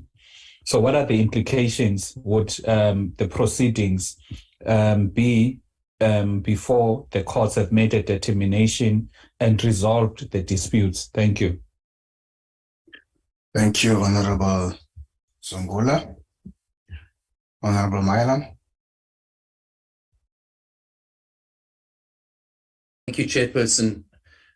Chairperson, let me start by addressing the leaving of the chamber by Advocate Mpofu and the other members of the Public Protector's legal team on the 27th.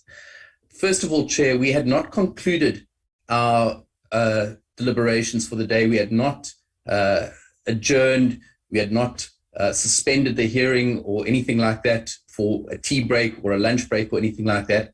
And Mr. Mpofu stood up and walked out, and his colleagues got up and followed him. Now, not only is that completely disrespectful to the committee, he wasn't excused. He hadn't been asked to leave or anything like that. He just got up and walked out. And so to describe it as a withdrawal or a walkout, I think is a perfectly reasonable way of describing what happened there. What followed was, frankly, confusion. We didn't know what was going on. All the members from various parties questioned what's happening here, why is this happening, and we were unclear as to exactly what the status was of Mr. Mpofu and the other members of the legal team. That clarity was not provided adequately when the Public Protector addressed us on the 28th, nor was it provided by Mr. Sianejo when he was addressed on the following Monday or Tuesday. I can't remember exactly which day it was. So I think that the issue that I have is that this was not something that the committee was prepared for. It was not something that we understood. And I think, frankly, we still don't understand the full reasons for what went on there. I'd like to now address what Mr. Mpofu spoke about with regard to the breach of attorney-client privilege. First of all, questions were asked of Advocate Mkhwebane, and she answered those questions, and the committee were not satisfied. And those questions related to, essentially, is Mr. Mpofu coming back? Or can we expect him to come back? That was the extent of those discussions. It had nothing to do with the merits of the hearing. It was limited to, essentially, where is your legal representation and what is going on here? So I think to say that we have breached attorney-client privilege is a stretch. Chair, on a point of order, Chair, Yes. Honorable Gos. May I ask, Chair, are we rehashing the issues that we discussed in the... We're not. Yeah, we're not, Honorable Gos. Otherwise, we should all start from that point. Thank you, Honorable Gos. I'll leave that point. I'll move on. Thank you, Honorable Gos. We are not. Honorable Mailam, if you can just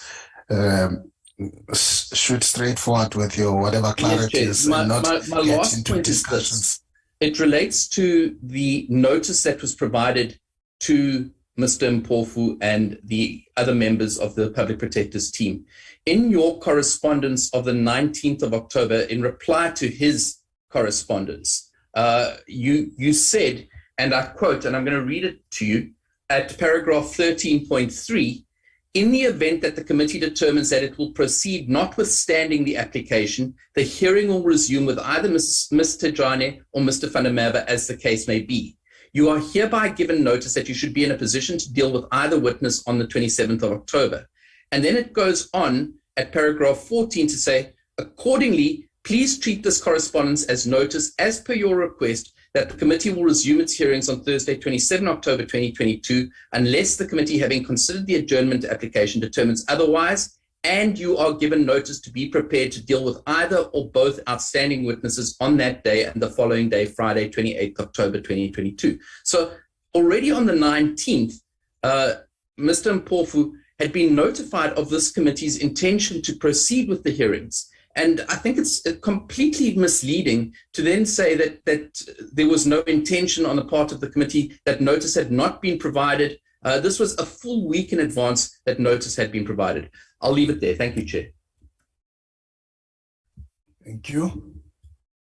Honorable Bolangola.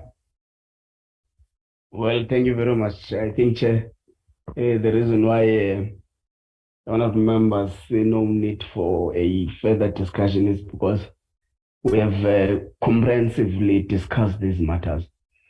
Chair, I'll just put some few pointers. One, listening from the submission of Advocate Mpofu, where he says there was no termination of services between them, Sianeho, and the public protector, and they did not receive any instruction to leave the chamber and leave the public protector whilst the inquiry is underway.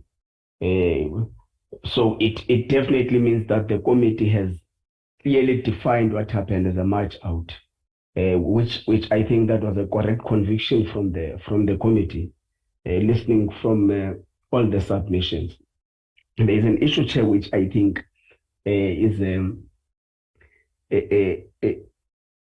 can concern me, because there are even sentiments that we may have been part of a denial of legal representation of the public protector. I would say, Chair, that in itself equally is not true, on the basis that, Chair, the committee had to adjourn for the public protector to sort out her own issues with her legal team.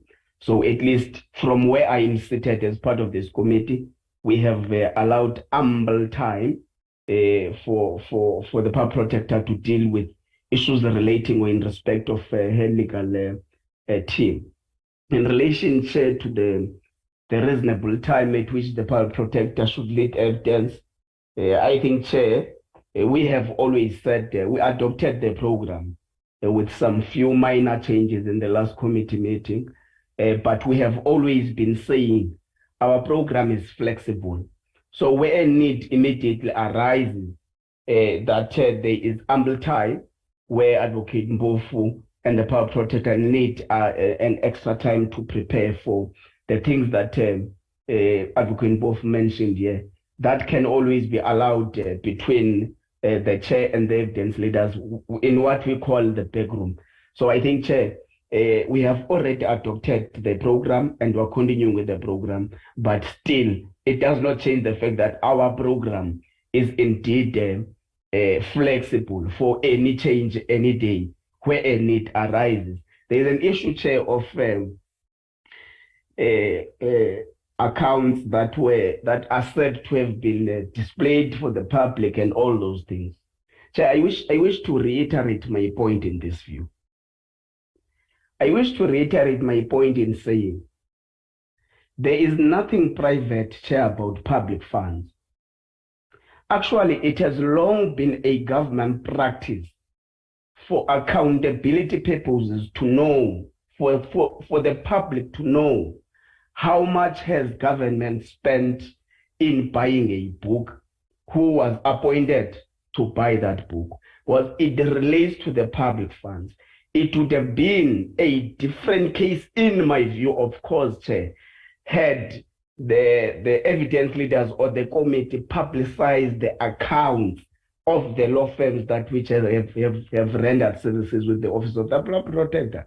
But the issue was solely on the services that were rendered were A, then law firm B got this much. It is still now that kind of practice. You can go to ESCOM, you can go to SOEs, you can go to municipalities, provincial departments. That is the practice. When a service is rendered for accountability purposes, it is declared to the public that this service is going to cost the public purse this much, and this is the person who's going to do this service on behalf of the people of that particular area or of that particular jurisdiction. The last issue, Chair, which I think I take a serious concern. No, since I joined Parliament, Chair, I have been part of a complement of a committee that has always championed for an equitable briefing patterns, particularly by government departments. And you know, Chair, fortunately, we are part of that meeting. So I take a serious knock against me and my conscience if I am part of a team that is accused of being racist and all that and all that. It is my view, Chair, that the committee is not racist. But if Advocate Mbofu feels that there are racist elements within the committee, he is free to indicate that to the committee so that we're able to attend to it properly as the committee. The last issue, Chair, relates to the review application. I would wish, Chair, to propose or submit to the committee that, remember, the briefing that we received from Advocate Mbofu was that there is Part A that is meant to deal with the interdicting of the proceedings of the committee. And there is Part B of the application that is meant to deal with the actual review application. So I want to submit to the committee that until such time, the Part A of the application is adjudicated by a court of law and were interdicted, that we must halt the proceeding until Part B is decided.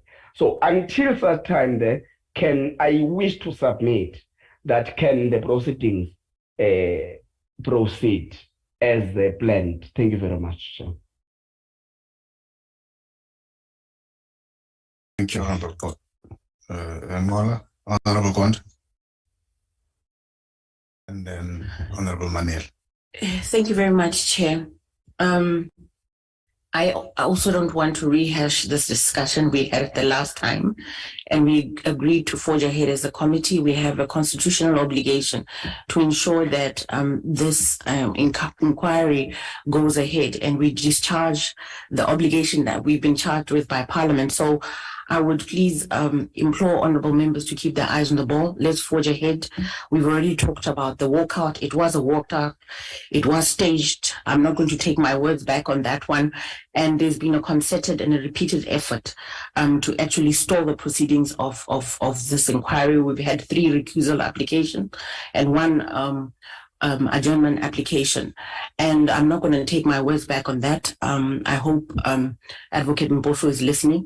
And Chair, I would say let's forge ahead. We have 2 more days to go. It's already late as it is, and yes, and we too have families that we need to see to. So please, let's wrap up today's discussion. Let's not rehash what happened. We've discussed it, and I maintain that it was her legal team that denied her of the right to legal representation. It wasn't us. We never chased anyone out, and we were told we don't even know when we're going to see you when Advocate Mbofu walked out. So, Chair, from my side, we've done nothing wrong, and we've been very accommodating, but we also are working against time, and I'm worried that we might not have time to discharge this obligation that we have as a committee. We've been mandated by Parliament. So, Chair, please ensure that going forward we move with full speed and we finalize what we need to do. Thank you very much. Thank you, Honorable Gonde. The last one, Honorable Maneni. No, thank you, Honorable Chair. Greetings to members and the public protector and the legal team. Chair, maybe just to emphasize 2 or 3 points. so that I don't repeat, more to say I agree that we are proceeding on the basis of a decision taken, which at this point is still informed by a court decision, the Constitutional Court, and that has not been contested yet. That irrespective of anything else, we need to deal with this with speed. So I'm just saying, I just wanted to emphasize that point. The second point really is that I also welcome, Chair, a confirmation again that the walkout was not a withdrawal. So I welcome that. That there's clarity that there's not been withdrawal. With that in mind, may we then be clarified, Chair, so that when you make your ruling, South Africans out there can also be helped then to understand the meaning of no withdrawal. In that, on the second, just as the public protector was explaining the absence of the legal representatives, in this case, we take it to be those lawyers of record.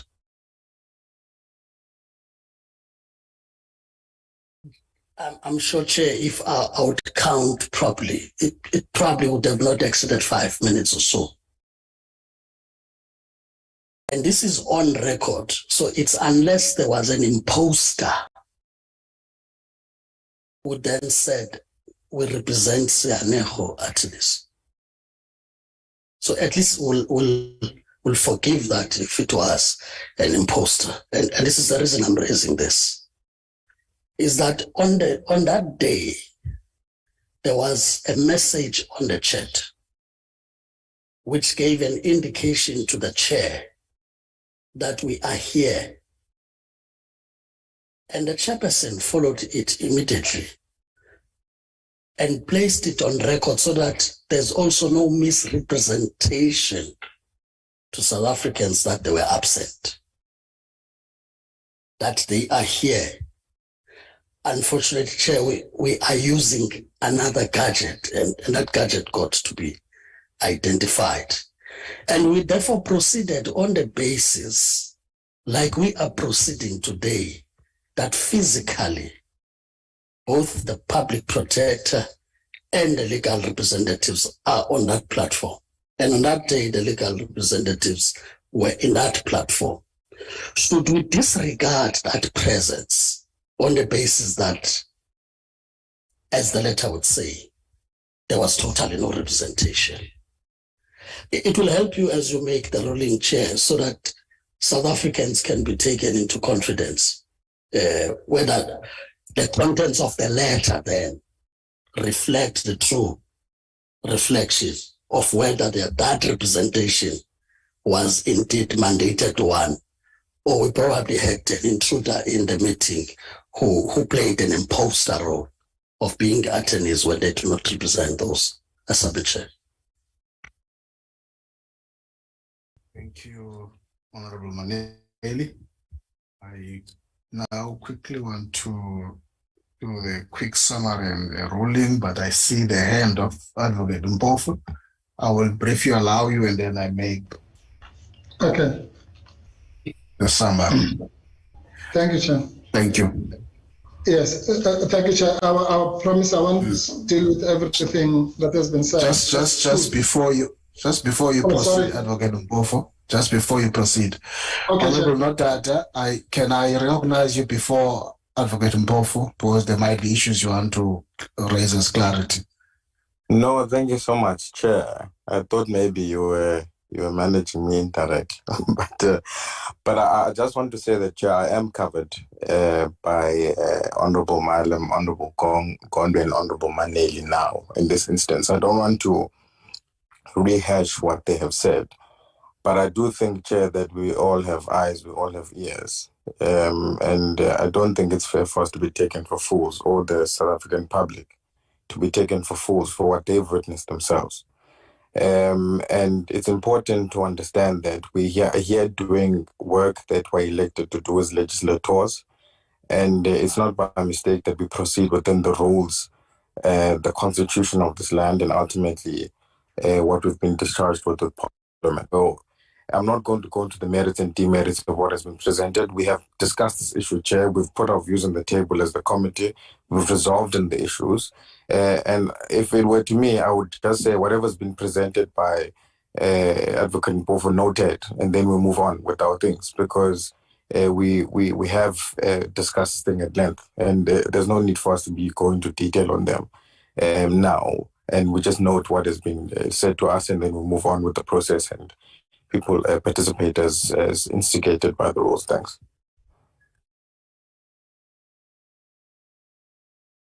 Thank you, Honorable Nodada. I suspect that you have landed. Thank you, Honorable Nodada. Advocate Mpofu.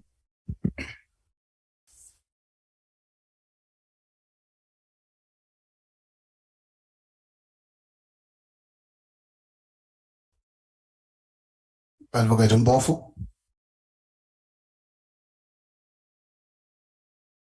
Hi, Chair. Yes, go ahead. Yes, Chair. No, I was sorry, Chair. I didn't realize I was muted. I was saying I know it's late, so I'm going to try and be brief. But there are one or two things, Chair, that either need further clarity or just a comment. Before I respond to the specific question of clarity from Honorable Zungula, I think Honorable Maneli has maybe dealt with the issue, but I don't know if he understands what I've been saying here. There's a difference between what happened on the 27th and 28th, and everyone seems to be missing this. And the 28th, I explained what happened on the 28th. The public protector came back at the request of the chair. There's no issue about that. And the situation she clarified, and that's it. But what everyone is missing is to distinguish that between what happened on the 1st and 2nd of November, which is where the violation of human rights and constitutional rights happened. If you don't remember, on the 1st in the morning, the public protector came and told you that her legal representatives were indisposed. They had not withdrawn. They were simply indisposed because they were preparing for the Constitutional Court papers. And as I said, the chairperson accepted that to the extent that otherwise he could have just said, well, I'm just going to lead the witnesses and they'll never be cross-examined. He didn't do that. He allowed us to cross-examine them today and tomorrow. So he accepted the explanation given by the public protector. So far, so good. The issue we're taking after that is that then at that point, in the same breath, the chairperson then said the proceedings must continue in the absence of the legal representatives of the public protector's choice. And she made it clear. And there's another point that Mr. Maneli is missing.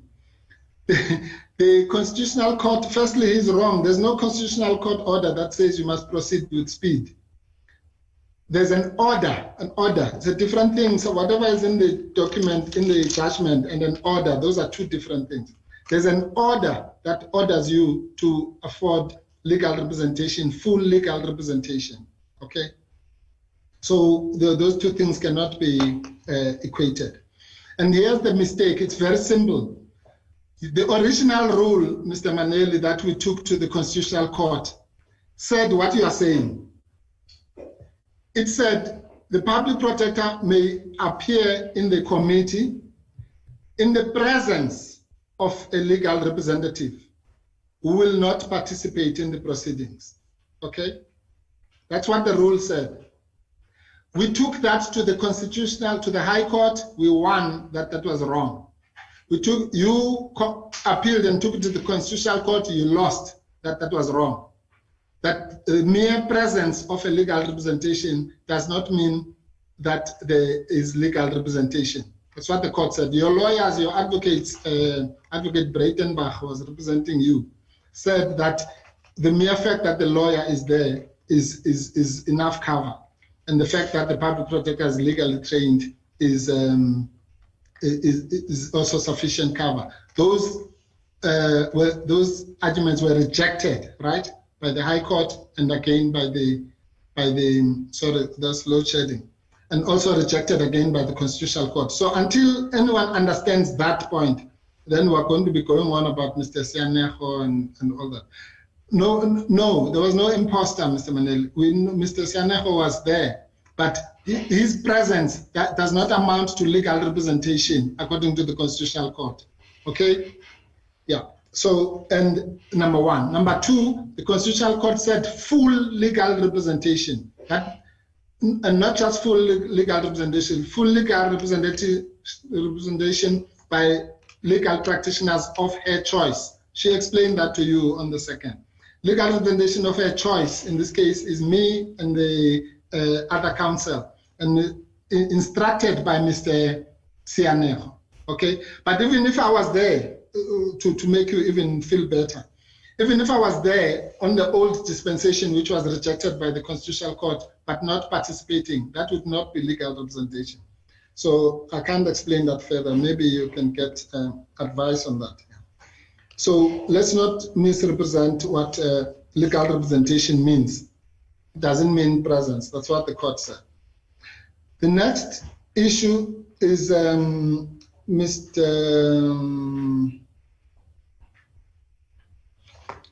Honorable Mola.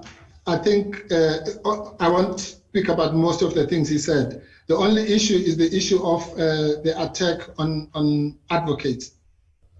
If you are saying that nothing about public funds is private, then this committee must give out all the legal fees that have been paid in the matter against the House, which started in 2020, to all the advocates, including the ones that I've mentioned, on tomorrow.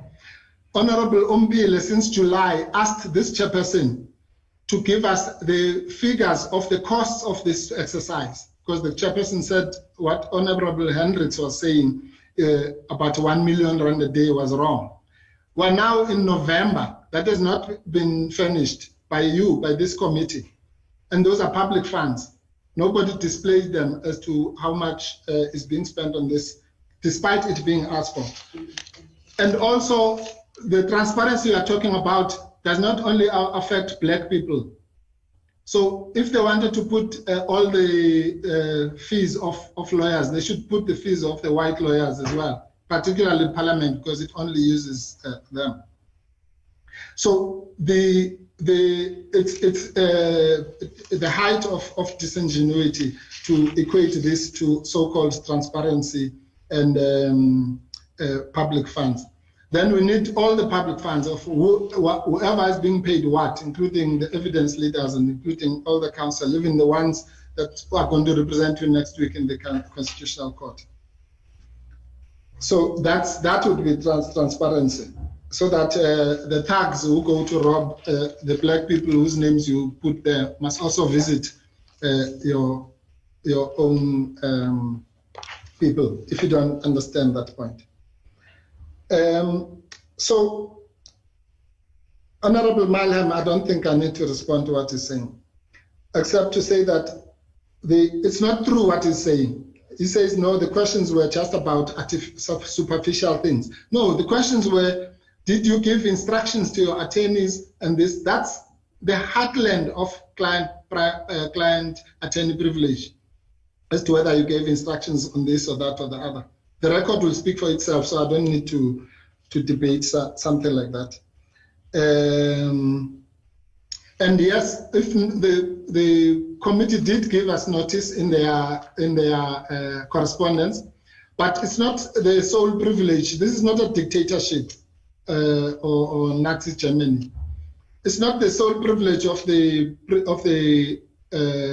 committee to give us the notice. I've told you that we also gave notice of what we were going to do. So why is our notice to be discarded, but only that of the committee?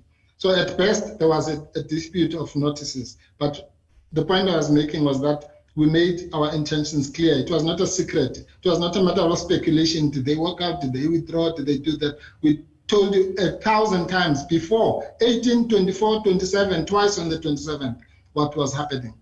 So if there was still confusion about after that, we're not answerable for that confusion. We can't help it. Okay. Yeah, and I don't care how Honorable Maham wants to describe it as whether it was disrespectful or whatever. The point is that I'm telling you that our mandate had ended. Either you accept it or you don't, and we could not participate further than our mandate. That's it. And we are not, we're not our own, you know, it happens many times that if anyone who understands what a mandate is, once it's terminated at a particular point, and once it expires on the terms that have been explained ad nauseum on the documentation, then it's fine. We could have, if you wanted us to sit there, we could have sat there. But if I'm telling you now, if you thought it was a walkout, we wouldn't have told you goodbye or we'll see you or whatever. We'd have just walked out. But that's I'm not interested in explaining the mechanics of a walkout. All right. Now, the Honorable Sukas, I think what she's saying really amounts to, you know, about human rights, about what you call, you know, let them eat cake is what was said in France. You're telling us about YouTube.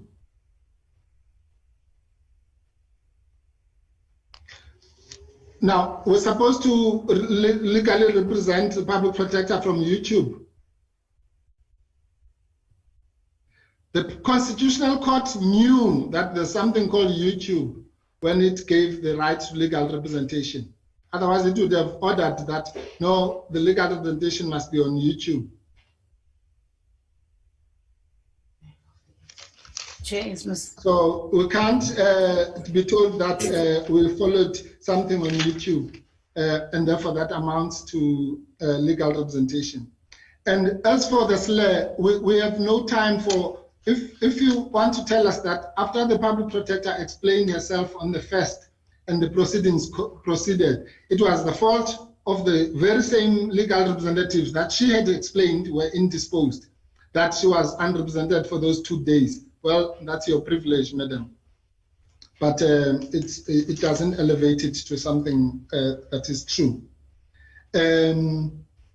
So we did not leave her without legal representation. She came there, and you are right. We're not answerable to you. We don't account to you. She accounts to you, and that's why she was there. We account to her. All right? And we have no business to be in your presence when it's not necessary or it's not called for. So, but she does. Unfortunately, she had no choice. That's why she was held hostage there for 2 days without legal representation. Not even allowed to go and watch it on Zoom or participate on Zoom. But that's her. She chose to be the public protector. So that's she's suffering for that, yeah. But we don't have to suffer that kind of indignity if we don't have to. All right. Okay, let me just talk to then Honorable Zungula's question. Honorable Zungula, there's nothing much really that I'd like to add as to what will happen. The legal position is exactly what I had explained, that the risk, there are 2 risks that the committee faces, but we assume it has calculated those risks and it is prepared to take them on behalf of the South African public. It is that all the R1 million a day or whatever the true amount is, that will be spent, that have been spent from the 11th of July up to the time of the hearing of the court case. If it is found that one of those grounds is sustainable, will have been wasted. By then it will probably be R100 million or more. because the proceedings will have to be started afresh. That's the first thing. The second thing is that as from the date, which was I think the 17th of October, where the non-recusal application was refused, up to that court ruling, then there would have been potentially contempt of court.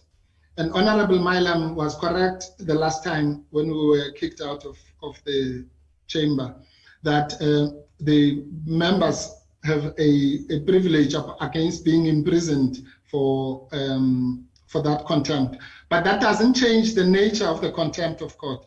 The mere fact that you have defied a court proceeding has legal consequences, even though they may be less than for ordinary people like me if I defied a court order. So that's those are the two risks. One is the risk of nullity and defying the Constitution when you have been told that there's going to be a recusal application. I gave you the cases that say that, and somebody called who calls themselves a professor said it's not part of our law. That could amount to contempt of court. Well, I would invite them to go and read the case of Pikoli versus the president of South Africa. But anyway, it's not a real professor. It's these kinds of people who masquerade, who've never seen the door of a courtroom in their lives. But so it's that risk. Then, but the biggest risk, I think, if I was a citizen of South Africa watching this, would be that why is my money being spent on something that might just be a waste of time and breath and people's moving up and down to the tune of whatever millions are being spent here, which is in any event illegal and amounts to, according to our courts, contempt of court or disregard or an insult to the courts.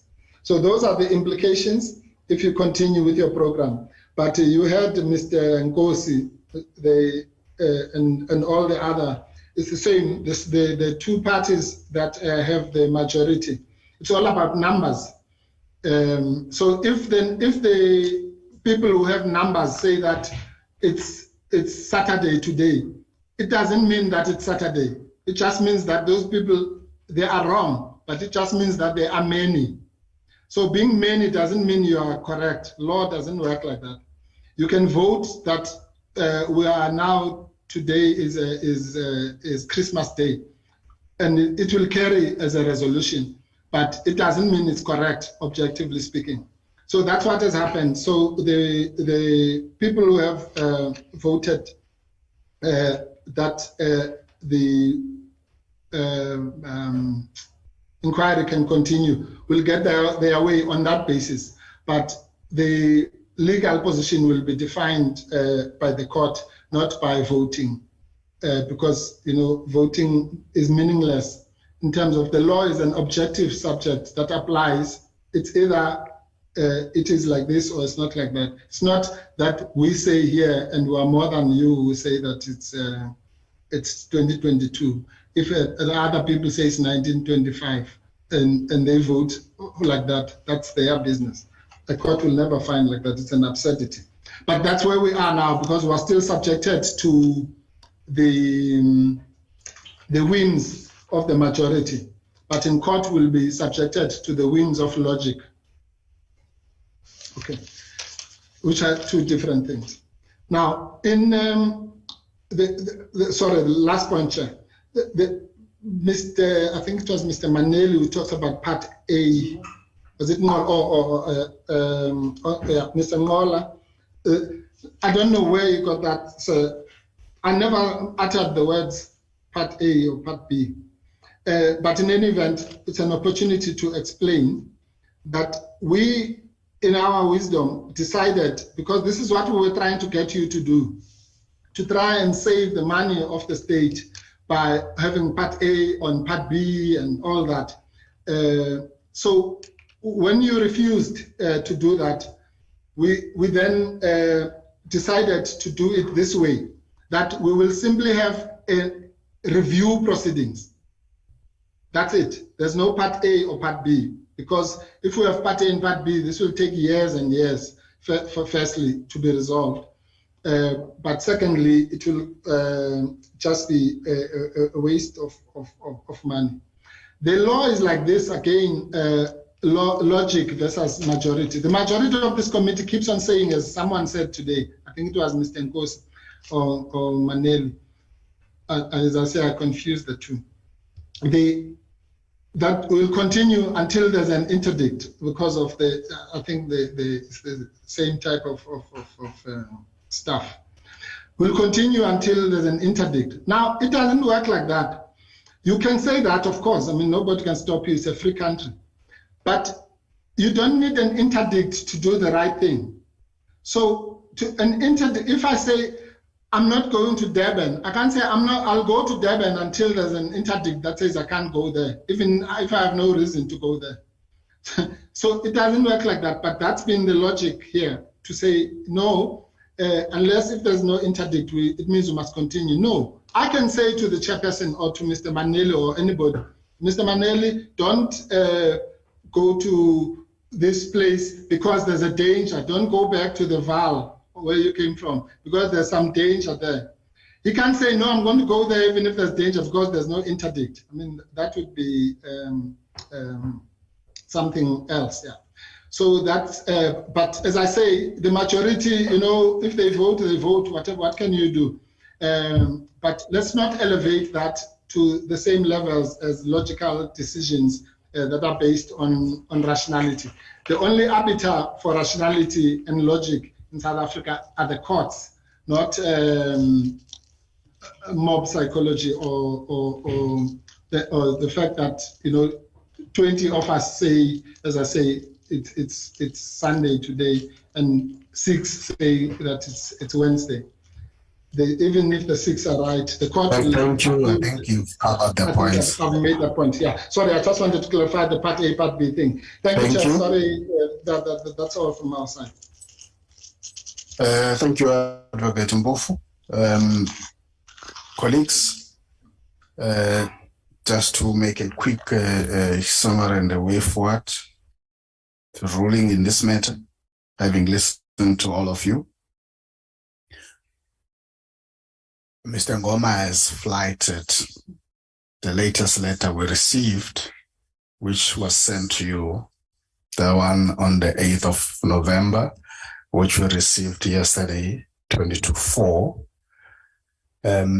As I always do on behalf of this committee, I will respond to that letter fully in due course, in line with the decisions of this committee. That's the first point. The second point, Honorable Nkosi is correct. What has been placed on record doesn't change the decision that we took as a committee, which decision says we resumed today, tomorrow, and Friday to conclude the 2 remaining witnesses, and now after today, the 1 remaining witness. That tomorrow is Mr. Cornelius van der Merwe and Friday. And that as part of that decision and program, we will pause and resume from the 28th of November. And I know that Honorable Gondwe had a grief about that. I hope she's over that grief. She had a 17 days grief. Hope you're over that. Because that program, and as far as 2022 is concerned, it takes us to the 9th of December. And in December, that's when the National Assembly rises. We rise in December, because we do work. It's clear in the letter there's a request that proposes the 6th of December. In other words, take 3 days away from the 9th.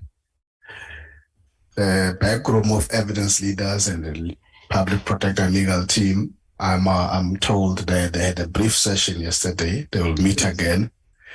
But if the preference is the 6th of December, that preference must not take anything away from what we planned until the 9th of December. And if it means that you're going to have to ensure that all of what we have identified will be done by the 6th of December, even if it includes working longer hours, that's what is going to happen. We're not extending it to 2023. So as they meet, if the period is there's 3 days more that you are giving us, take the 3 days, and we're happy to settle on the 6th. Let them do that work, provided that work, as I repeat, doesn't take anything away from what was planned to be concluded on the 9th of December. Because that program takes us, which we account and report to as the committee, it takes us to March as the end point. And we want to follow all of that. And we're mindful that we operate in an environment that's not our choosing, but we have a plan that we've put in place, and we're going to follow that plan diligently.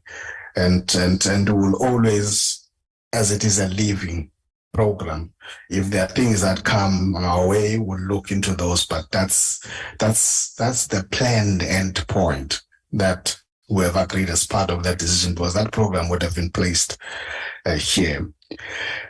Secondly, I think it's important to make this point, because the point is made by Honorable Sukas, which would have also made last week, to emphasize the point about this is an exercise in accountability of the Chapter 9 head of institution to the National Assembly. And in that process, we're all going to be subjected to a parliamentary process and its rules.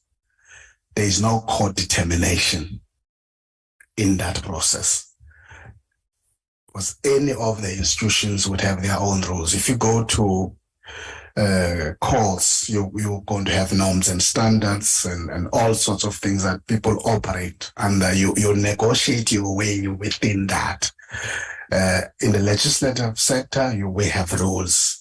You're going to negotiate your way within the rules that are set and the kind of programs that are set. And so whoever comes as part of oversight to committees, they are subjected to these issues. There's going to be no exception, because this is an inquiry. I think it's important to emphasize that point, so that the point is not lost in that regard. And so in relation to the program as it is, we'll continue tomorrow. We will hear what Advocate Bauer, what issues she wants to put on record. Thereafter, immediately we'll start cross-examination of Mr. Cornelius van der Merwe for tomorrow and Friday as planned. I think it must also be said that I think without getting into the merits and discussions of it, we note, Advocate Mpofu, your placing on the record of denying the walkout, denying any withdrawal. We note that. But I think more importantly and strongly, it's important that we place on record that we deny and reject the following assertions that have been placed on record. That the accusation of rights violations of the public protector, the insinuations about the jungle and the kangaroo court, the illegality of the Section 194 committee, all of those are rejected. And I think it's important that we stay on course, we stay focused in terms of what we want to do in relation to the issues of matters that you have a recourse for to take to court. we welcome that. We've always made that point. In fact, the review would have expected it on the 31st of October, as promised to us, because it is on that Thursday that we took a decision to reject the application for adjournment. And so now that matters has been taken to court, that is to be welcome. But it's important to emphasize Honorable Ngola's point that nothing stops us in the program that we have placed. There's no legal impediment. There's no interdict. We want to emphasize that point. We're going to proceed, even as we straddle, even as we multitask what needs to happen in court, whether it's a constitutional court on the 24th, and whether it is the 13th or 12th of December or any other date in relation to the review application. Our work must continue. Thank you very much, colleagues. At that point, I want to say that our meeting is adjourned and we'll meet tomorrow at 10 to resume the cross-examination. Thank you very much. Thank you, Chair.